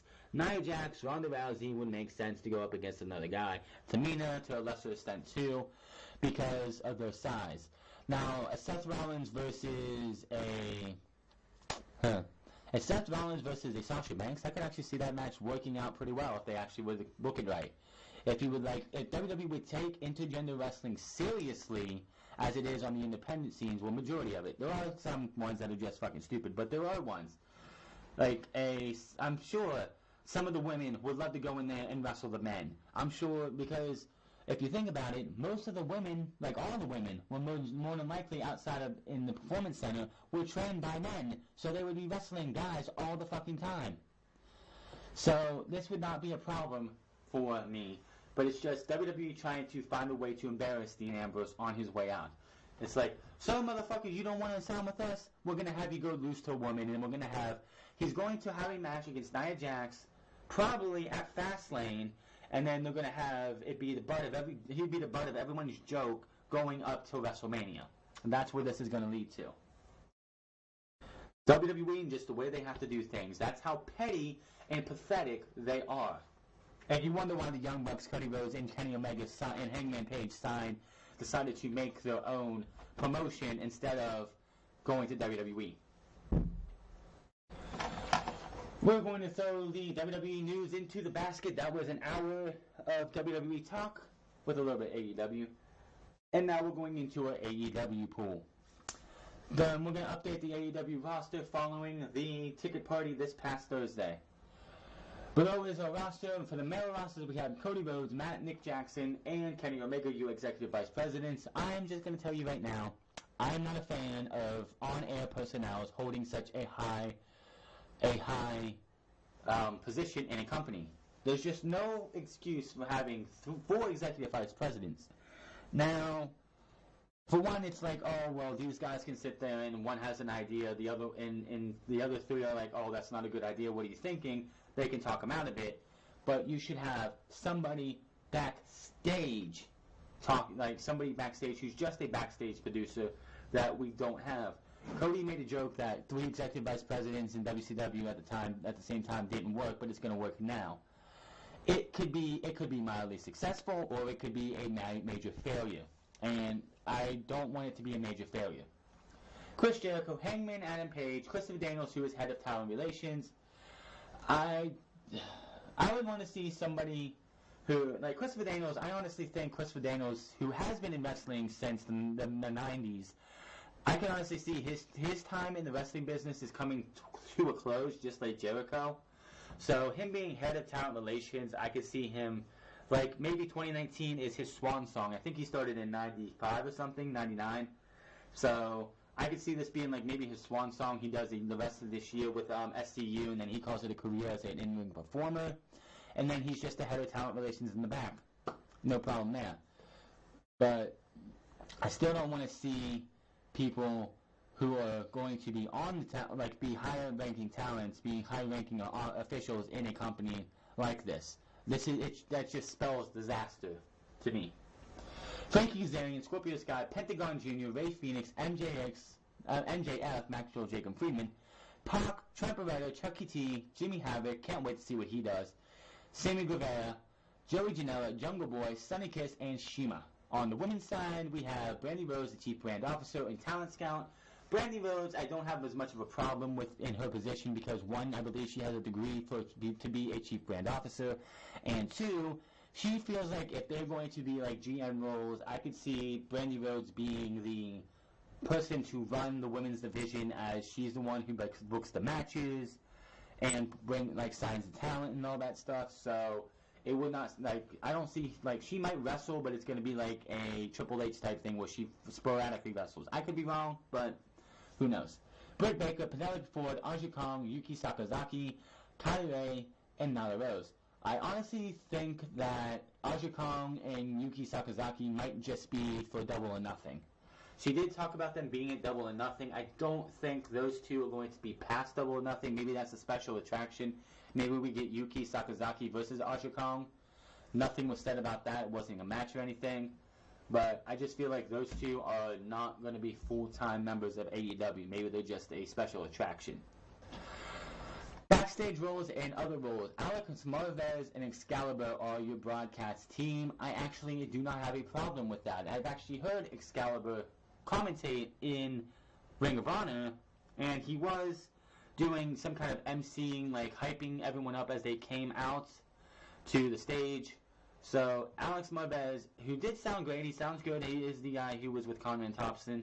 So if those guys are your initial broadcast team for Double or Nothing and whatever the second show is, and maybe when Tuesday Night Dynamite comes, I'm fine with that. That's actually a good team for me. What do you think about Excalibur, the masked man Excalibur, and Alex Marvez as your broadcast team? Billy Gunn and B.J. Whitmer are your producers and agents. Michael Culiar is the coordinator. Shad Khan is the owner. Tony Khan is president and CEO. Dana Massey is your chief merchandise officer. And Chris Harrington is vice president of business strategy. So that is all we know for the everything going on for the roster and the personnel for AEW. Still got a ways to go when it comes to the roster. I mean, the women's division, like they want to make a tag team division. You have 3 tag teams right now. I'm sure they'll get more. If the Usos do happen to jump ship to AEW, that would be a huge get. Of course, they wouldn't be the Usos anymore. They'd have to change their name. Dean Ambrose would be great too. Jon Moxley would be great. AJ Styles is AJ Styles, so he gets to use that name. But it's going to be interesting to see. The next 2 months, 3 months, up until Double or Nothing is going to be great. They're going to have the full card pretty much announced probably by WrestleMania weekend, I have a feeling. But I'm hoping when Double or Nothing comes around, we do have surprises in store. Like, we're going to have a surprise, like, signing. Maybe Dean Ambrose or the Usos come out or somebody get, like, a surprise that nobody sees coming. Because the Kenny Omega was supposed to be a surprise this past Thursday, but everyone knew that was coming. Everybody knew that was coming. And it's kind of hard to do surprises in this day and age with professional wrestling, but I hope there is somehow, some way. I mean, Chris Jericho was a surprise at All In. Everyone thought, well, he did have a concert with Fozzy later that night and actually sang with the get-up on and the makeup for Pentagon. So it'll be interesting to see what we get. I just hope like there will be some kind of surprise. Maybe lights go out, lights come on, and somebody like Jon Moxley's there or the Usos are there. It'll be great. Just cannot wait. Moving on here, according to WrestleVotes, All Elite Wrestling has made a significant offer to a current WWE star to join AEW. WrestleVotes posted the following earlier today. The first shot seemed to be fired. Source says AEW has made an outstanding offer to a current big-time WWE superstar, an offer that is almost too good to turn down. Things are really about to get interesting. It's also worth noting that they did not clarify the original comment. They did clarify the original comment for some that questioned the validity of the offer, saying it could be the case of a talent with an expiring contract and not someone necessarily locked up for a long-term deal. They said they would not release the name. Stop asking once the offer is accepted or declined. I'm sure your savior Meltzer will have details on you all crave. Now, with a lot of these speculative Twitter accounts or Reddit users, we gotta just say, you don't know what you're talking about. But WrestleVotes has broken a lot in the last 8 to 10 months. I don't know who runs this Twitter account. I wish we did know who ran this Twitter account, but that would spoil the fun. So, who would be this outstanding offer? I heard it was a superstar on Smackdown. I heard it was a former WWE champion. Well, we only have a few options there. AJ Styles, Rey Mysterio, who has an option. I believe Rey Mysterio has an option in his contract that if he's not happy with the direction of his character, that he could be out after 6 months, I believe, or 8 months, which is so about June or something, he can actually opt out of his contract. So I was like, maybe it's Rey Mysterio. No. Daniel Bryan, no, he just signed a new contract. It turns out, Randy Orton, they offered a contract to Randy Orton. Somebody I don't think anybody offered. Randy Orton is reportedly open to the idea of talking to All Elite Wrestling, but he might not actually be in current talks with the promotion, as some people have speculated. After this past Tuesday, the Fightful SmackDown post-show, managing editor Sean Ross Sapp addressed a recent report by WrestleVerse that AEW made significant offers to a current WWE star to join the new promotion. It was explained that Orton was the rumored name involved, but Sapp elaborated that Orton has been heard saying he's open to the idea of talking with them, not that any type of offer has been made. They did not reveal who the name is. I know the name. Before I get to this, I'm not saying this person was offered an AEW deal.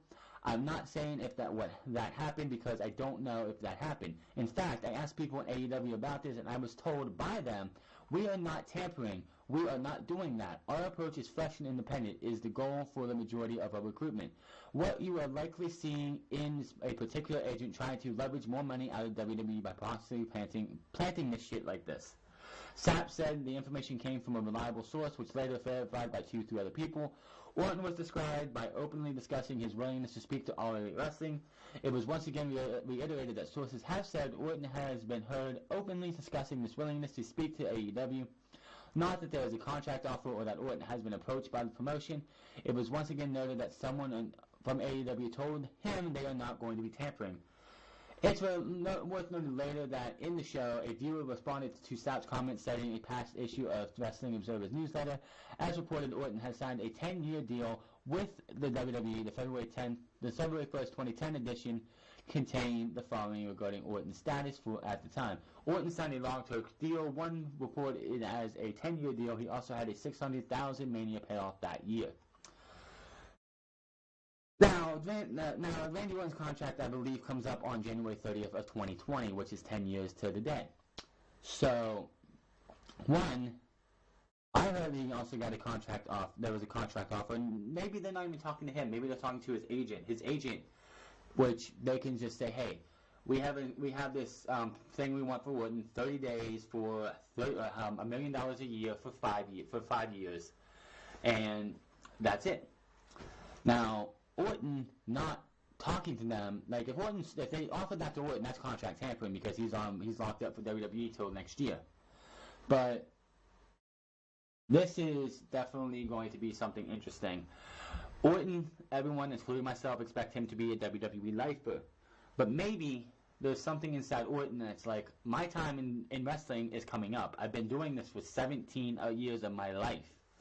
I have 1 year left in WWE. Gonna take this final year, run this out. Maybe I jump ship to AEW, because AEW by that time will be hopefully the number 2. Anybody says AEW is automatically number 2, you are out of your mind. AEW hasn't run a show yet. They can have the most all-star roster out there, the highest production values, until they actually run a show and get this off the ground to where we actually see production and shows produced. They are number 4 in the wrestling world. Yes, as soon as they get that TV deal, they jump above Impact Wrestling, and they'll be at number 3 until they actually start doing something.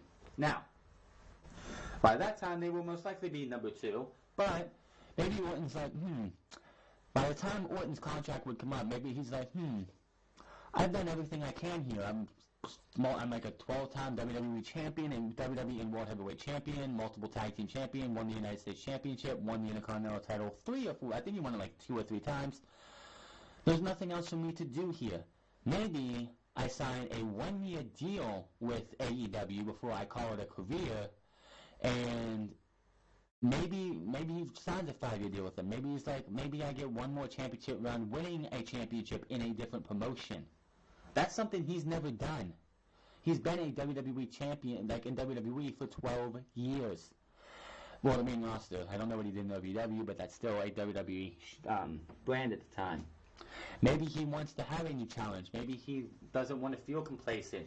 Maybe he feels like the heel. Let's just be honest. Randy Orton's heel turn was great when it happened. When he was going up against Jeff Hardy. He was like one of the biggest heels, and he kind of cooled off, and Daniel Bryan's become one of the biggest heels in WWE, even bigger than what Randy Orton was. Maybe Randy Orton wants to have a little bit more creative freedom on what he can do and how sadistic he can be, because honestly, taking the punt kick away from Randy Orton kills Randy Orton's sadisticness for a bit, and the fact that that was something that he would always come out with to be like, yep, I'm going to kick your head off and leave you for dead. He can't do that anymore. Maybe he wants to be more sadistic and more evil and everything else, and he can't do that.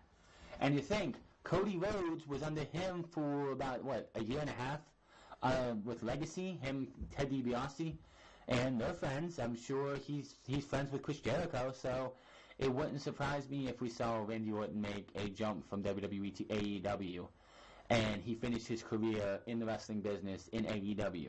And if it's 30 dates, if it's 30 to 60 dates, compared to the 100 to 150 dates he would have to wrestle for WWE, I'm sure Randy Orton it would be hard for Randy Orton to turn that down. It will be interesting to see as we get closer and closer to WrestleMania time and the time that AEW starts going.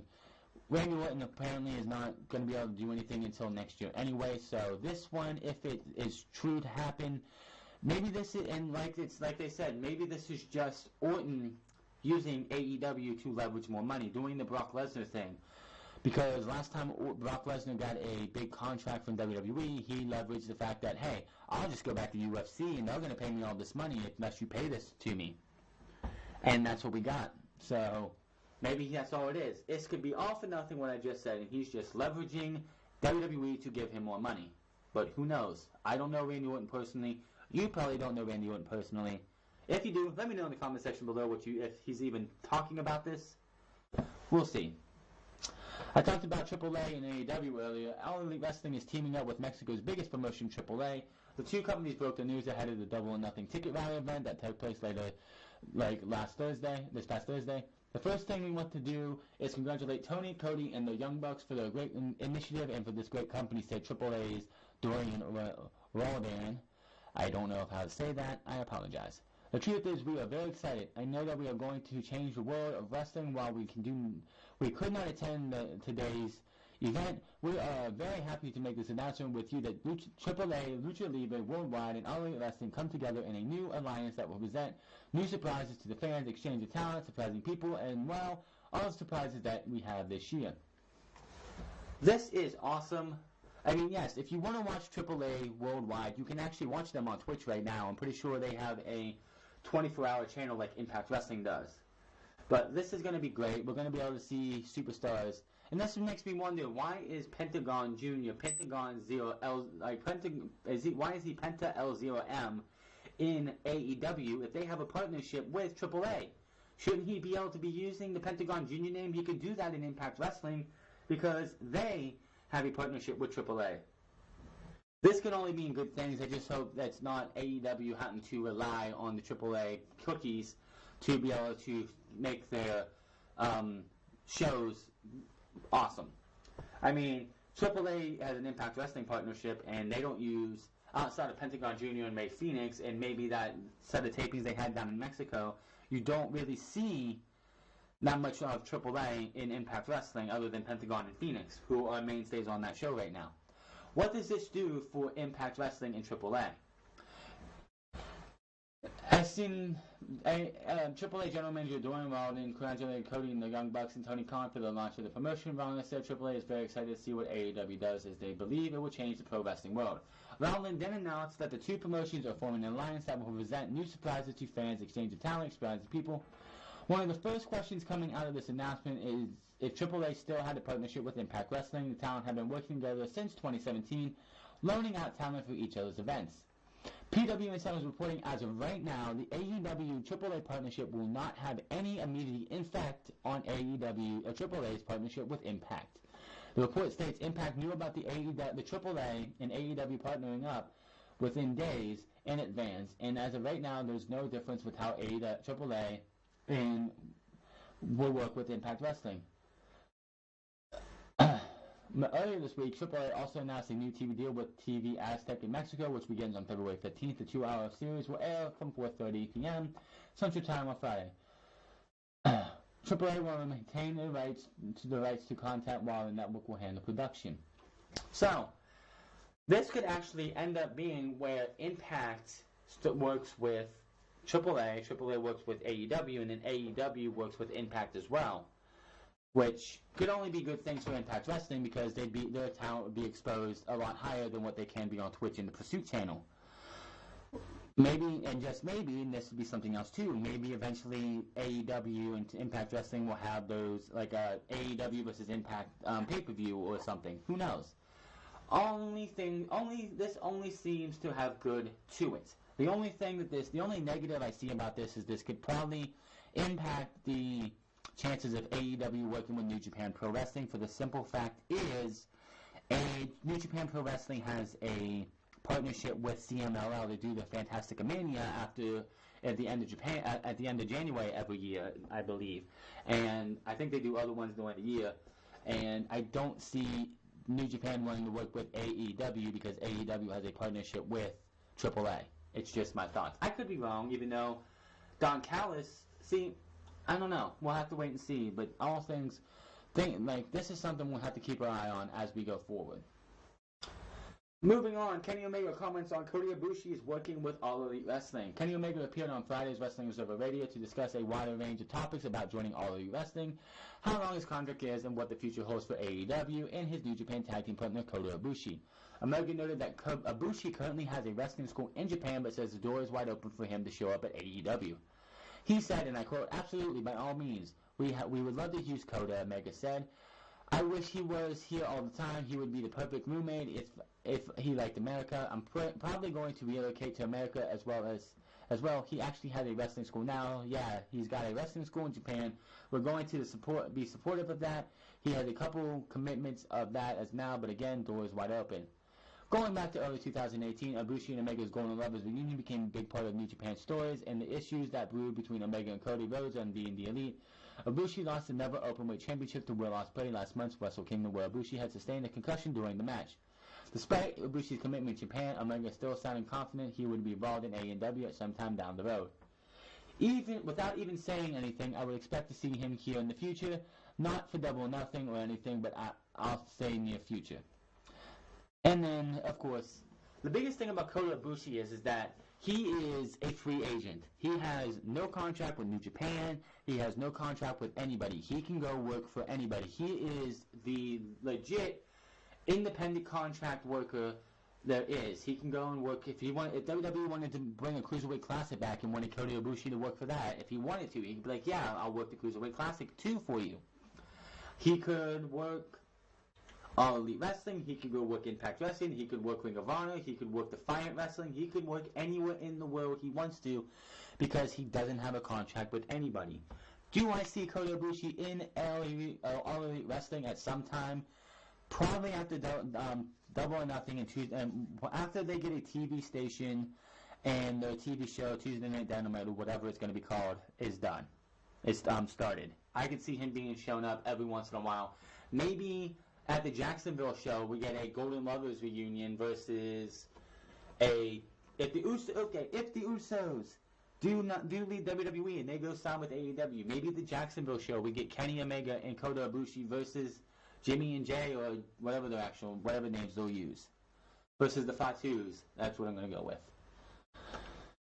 Kenny Omega on why he chose All Elite Wrestling and not WWE or New Japan. Omega explained that even though he adores Japan and will be returning to in the coming days, he felt like he needed to progress onto a new stage that hopefully reaches a wider audience. His choices would eventually narrow down to either WWE or AEW.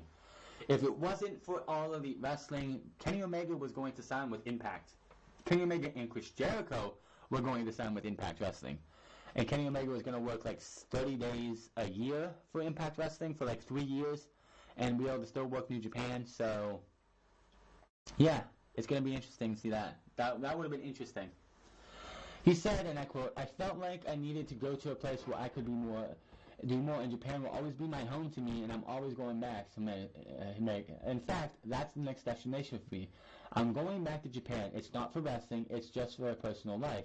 I'm working with ESPN doing video game thing, so I'll be there for EVO Japan. Japan is still going to have a place in my heart, a place in my life, but AEW for me, or even WWE, kind of seemed like the next step, with potential dream matches and all that, and sort of using the new platform, not necessarily a better one, or a bigger one, or whatever. I just wanted a new platform to reach new people. To use my voice and my unique way of telling stories and all of that, I just wanted to change the stage that I have been performing on. Omega revealed that he had deeply considered staying with New Japan full-time while also becoming an under talent for AEW. However, staying with New Japan became the least desirable option out of the three promotions. Omega listed off his most convincing reason for eliminating New Japan from the mix. Among them, he mentioned how compared to the other two, New Japan didn't seem as enthusiastic to have him on their roster. I don't buy that because I don't know this for a fact, but I know New Japan really, really wants Kenny Omega to be around still. He says again, and I quote, "I looked at all the options, and one of the options that I almost went with was actually staying full-time with New Japan," Omega admitted. "Stay full-time with New Japan, but kind of being under talent for AEW. Again, like I said, my heart was really in Japan. I do look at that place as a home. A lot of those guys it's hard to say goodbye to. Sometimes that you've given everything to do. I gave a lot of my time and my health to DDT, but in a very different way. Even though it was a shorter period of time, I gave more of my soul to New Japan. To feel like you're walking away from that was really difficult, and I didn't want to do it. And I wanted to give Harold a chance. I wanted to see how the presidency and the new regime would handle the company. In the end, for various reasons, I just wanted the best option. It was actually the worst option. And whether it would be the time investment or financial reason or creative reasons, there were better of those two options available to me," Omega continued. "For my main company too, I don't want to say not see value in me or that I didn't feel valued. I wasn't that. They certainly did value me. I guess the best way to put it was that the other two companies were more excited to have me, so WWE offers was fantastic," as Meltzer reported. And a lot of other people just know it's common knowledge, but they went about it very professional, courteous way, and those guys are nothing but constant professionals in a way they dealt with me. But at the end of the day, AEW presented something that was they couldn't be beat. I'm with my best friends in the business. I have a little bit of control in the creative, which is always, of course, very important. A little bit of control is fine for a professional wrestler, but you can't give someone total creative control. Hulk Hogan. "I really feel like it's the true platform for me to sort of my voice, be heard, and I always like challenges, and all I want is the prospect of being in blending failure." End quote. Omega went in depth about what aspects of WWE tempted him towards making a deal with them. After years of pushing himself to the limits in an attempt to make the best creative stories in New Japan, the idea of turning his brain off and being told what to do actually entices Omega. When all is said and done, Omega's friends, his creative freedom, and the opportunity to compete against diverse opponents of some of the key reasons, he decided to begin his journey with AEW. Yes. Two of the biggest things are creative freedom and an opportunity to compete against diverse opponents.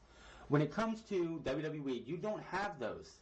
When you first come to WWE, NXT, and then moving up to the main roster, yeah, your opponent, creative freedom's gone after you leave NXT. NXT, you have a little bit more creative freedom, but your creative freedom's gone. You're going to be told what to do, which he was fine with.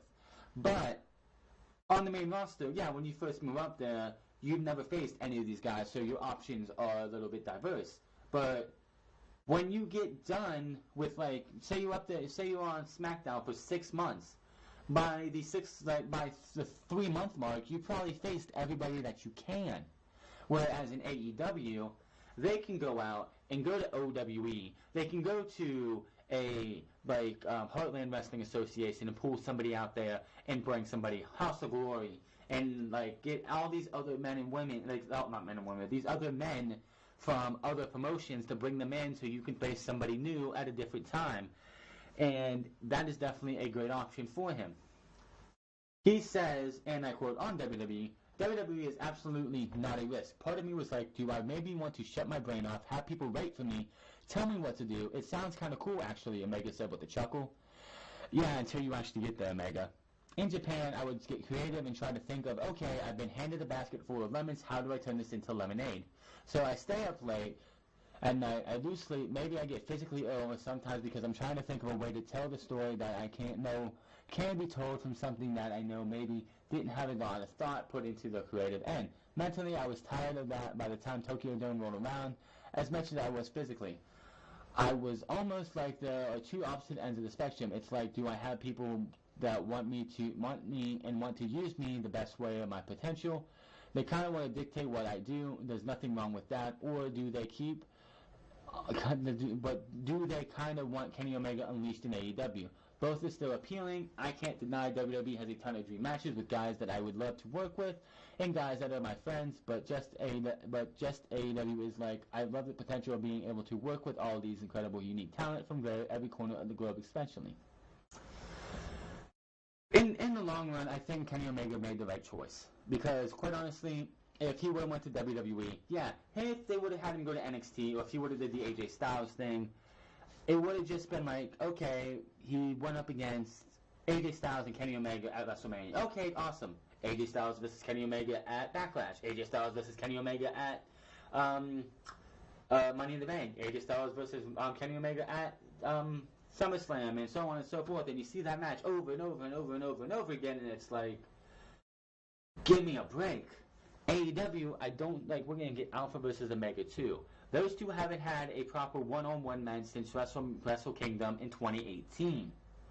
After that match is over in Double or Nothing, we probably won't see Omega versus Jericho again. If this was a WWE thing, it would be, okay, we have Alpha versus Omega, Jericho versus Omega at WrestleMania, then the next pay-per-view, and the next pay-per-view, like we have with Shinsuke Nakamura versus AJ Styles. They did it for like 4 or 5 pay-per-views straight, and it got nauseating. So, it's like, yeah, there's dream matches, but when you turn those dream matches into, okay, we got AJ Styles versus Kenny Omega for 5 straight matches, or Kenny Omega versus Daniel Bryan for 5 straight pay-per-views, it'll get nauseating and like, again. I mean, we just got AJ Styles versus Daniel Bryan for the 3rd straight, we have for like the 2nd straight pay-per-view, but it was like the 4th WWE Championship match in 2 months. And then we're going to see these guys again in the Elimination Chamber, as well as 4 other guys. It's just WWE doesn't know how to see, we have something great here, let's spread it out. Do you think Shawn Michaels versus The Undertaker at number 2 would have been, which wasn't as good as the first one at WrestleMania 26, do you think that would have been as appealing if we would have seen Shawn Michaels versus The Undertaker at SummerSlam the year before, Survivor Series the year before, and at the Royal Rumble the months before? No, it wouldn't have been.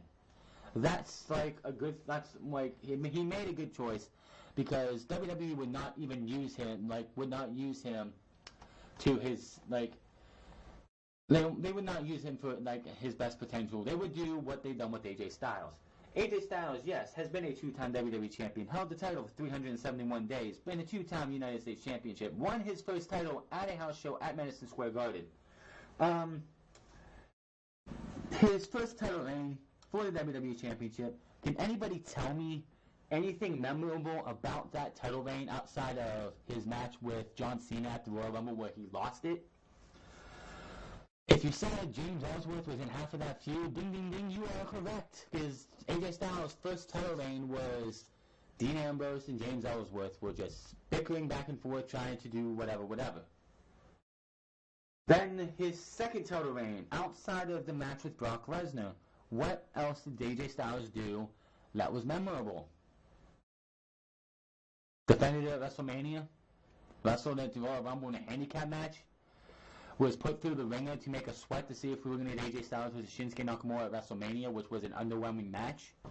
Facing Shinsuke Nakamura at WrestleMania, the Greatest Royal Rumble, Backlash, Extreme Rules. Oh, I'm sorry, not Extreme Rules. Money in the Bank, and I'm missing a pay-per-view, ain't I? No, and a match on Smackdown. That's like 5 matches right there, in the span of like 4 months. It got too much. Then he went up against Rusev, gave us a one-off pay-per-view match, which wasn't a bad match. Should have closed that show. And then we had AJ Styles versus Samoa Joe for SummerSlam, Hell in a Cell, Super Showdown, and Crown Jewel. And then he lost it to Daniel Bryan. And then we had AJ Styles versus Daniel Bryan for TLC, the Royal Rumble, and they're going to be in the Elimination Chamber. WWE doesn't know how to savor good things. Look at Kazuchika Okada versus Kenny Omega. You had it at Wrestle Kingdom last year. You had it at Dominion. And I believe you had it the time before that too, the year before that. But they were spread out Dominion and Wrestle Kingdom are so many months apart. That's what you want to see. Like I said, Omega versus Alpha versus Omega 2 is a year and plus in the making. It'll be like a year and 5 months, 3 months, 5 months in the making. That's how you do this. You pull these guys apart. This all goes back to like the WCW days when you would have Ric Flair versus Ricky Steamboat like on every house show that they had for like leading up to a pay-per-view. It's just it oversaturates, and it like when you get to that final match between two rivals, it's like we've seen this enough already. There's nothing else you can do, and it sucks. Kenny Omega is not going to have that problem in here because you have OWE, you have AAA. He can go up against guys there. You have superstars that went like wrestlers that we don't know yet that could be brought in. That hey, this guy's on the way up. We're going to have him go up against Kenny Omega, and they put on a 5-star classic because it's just how it is. So again, Kenny Omega made the right choice. And again, I don't think he would have had, like WWE would not use him to his full potential. He would be stifled, and the Kenny Omega we see, he wouldn't be able to do the one-wing angel because that's Killian Dane's finisher, the Ulster Plantation. He wouldn't be able to do the V-trigger because that's what Seth Rollins does for his ripcord knee or some other kind of knee. Or Buddy Murphy does it too. He would have been stripped of all this stuff, and it would have been a shell of Kenny Omega. And I know we don't want that. Moving on here. How long is Kenny Omega's contract, though? Let me see here. Yeah, we have this story and one more after this, then we're going to get out of here. Kenny Omega revealed how long his contract is. Kenny Omega revealed to Dave Meltzer that he has signed a 4-year deal with All Elite Wrestling. Omega is a full-time talent as well as an executive vice president with Cody Rhodes and the Young Bucks. Also revealed that this is the largest contract he's ever signed.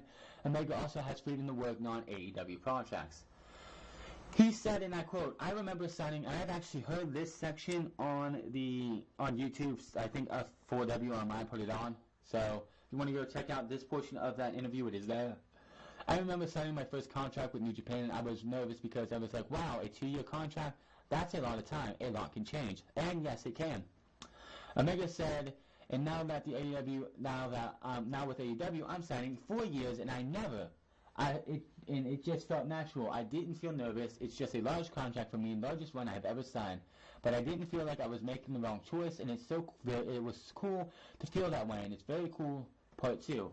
It's like, with the contract, it leaves me very open for a ton of crossover potential, which is always the most important thing for me. I don't necessarily want to be remembered for what I do in the ring. I want to be able to cross over into all different kinds of media. So I'm going to be able to do my stuff with esports. I'm going to be able to do all my stuff, types of stuff with ESPN, all that. Some acting stuff, these opportunities now. There's no red tape. It's in my contract where I can freely do those things, pursue them, which is great. It was also on this that he was talked about that he is going to be able to work with New Japan. It is written in his contract that he can, when he wants to, work a match or two with New Japan, or work whenever he wants with New Japan, and while he's part of AEW. I have no doubt in my mind AEW, because they are having the G1 Climax Open is going to be in Dallas this year.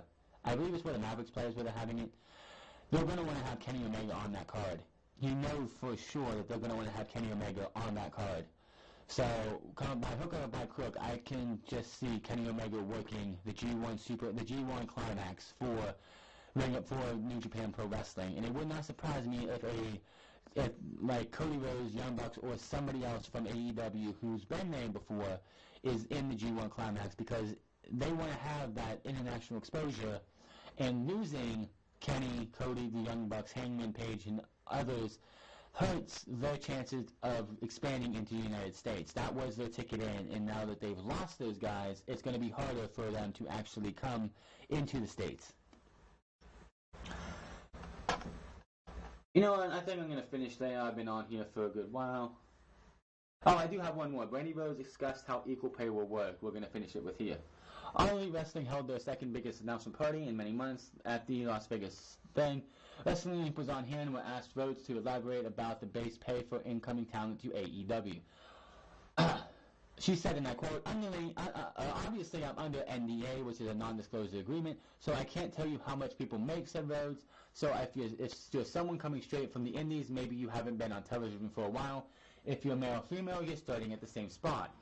If you're someone who has been on TV for a while and maybe you've been a champion at a company, there's a lot of players who look at the same, whether they're male or female, so they start with the same spot.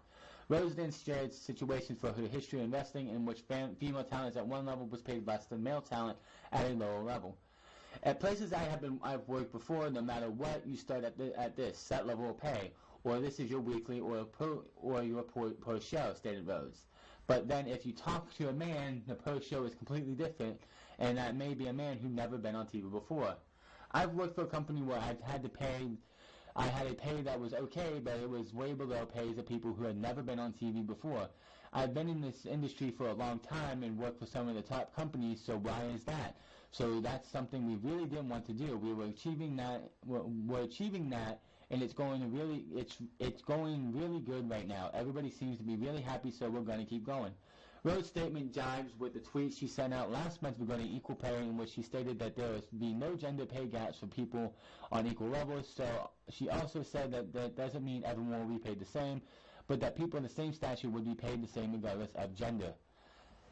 A little bit of clearness, more clear-headedness for equal pay. So basically, if you're a Dean Ambrose and a Sasha Banks, you both come from, I'm just putting that out there, I'm not saying Sasha's leaving, but you put them and they both leave WWE and go to AEW. They would probably be more on the equal pay than you. They would probably be like here, like towards the mid portion, whereas somebody like a Deonna Purrazzo would be down below because she's not really on TV that much. She's been on TV a little bit, but she's more at the Performance Center right now. Like a Britt Baker will probably, it's like you're gonna see. Now, there's going to be equal pay between men and women, but you're going to see a Kenny Omega or a Chris Jericho make more money than anyone else probably will be in this company, for sure. Chris Jericho, I think, is one of the highest paid guys there. You're not going to see any woman, I'm just going to say right now, you're not going to see any woman on the same pay as a Chris Jericho at this time. Now, if you got, like, say Ronda was like, you know what, I've done my time in WWE, I'm out, I'm gone in 2021, and AEW's around, and maybe she wants to go face somebody else, and she comes in, she would get a higher pay like that. But it's great to see that they're doing this. It is kind of not fair to the women, because a lot of women come into this business, and you see a guy who's making like $500,000 a year, and they're brand new to the business. Where I'm just putting this out there, it's not the same. And I'm making like $350. And this woman's making like $350, but she's a well-known name, and she should be making more than that guy. And that's just how it is.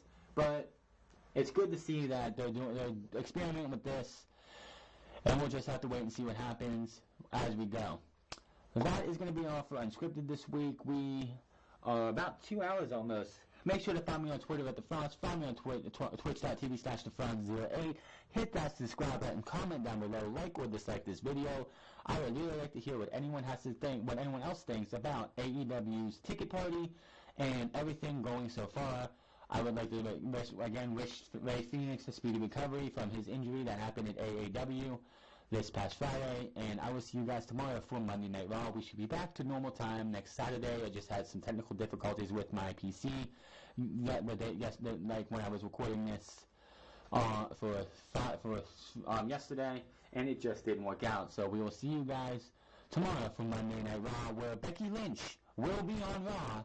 So I don't understand the whole suspension thing, and we'll find out then. And I'll probably have me and others will probably talk shit on this because Monday Night Raw, we're at a time where we should be getting the best they can offer because we're getting to WrestleMania. And it's just falling flat on its face. We'll discuss that more tomorrow and Tuesday. And until then, my name is The Franz, and I'm getting out of here.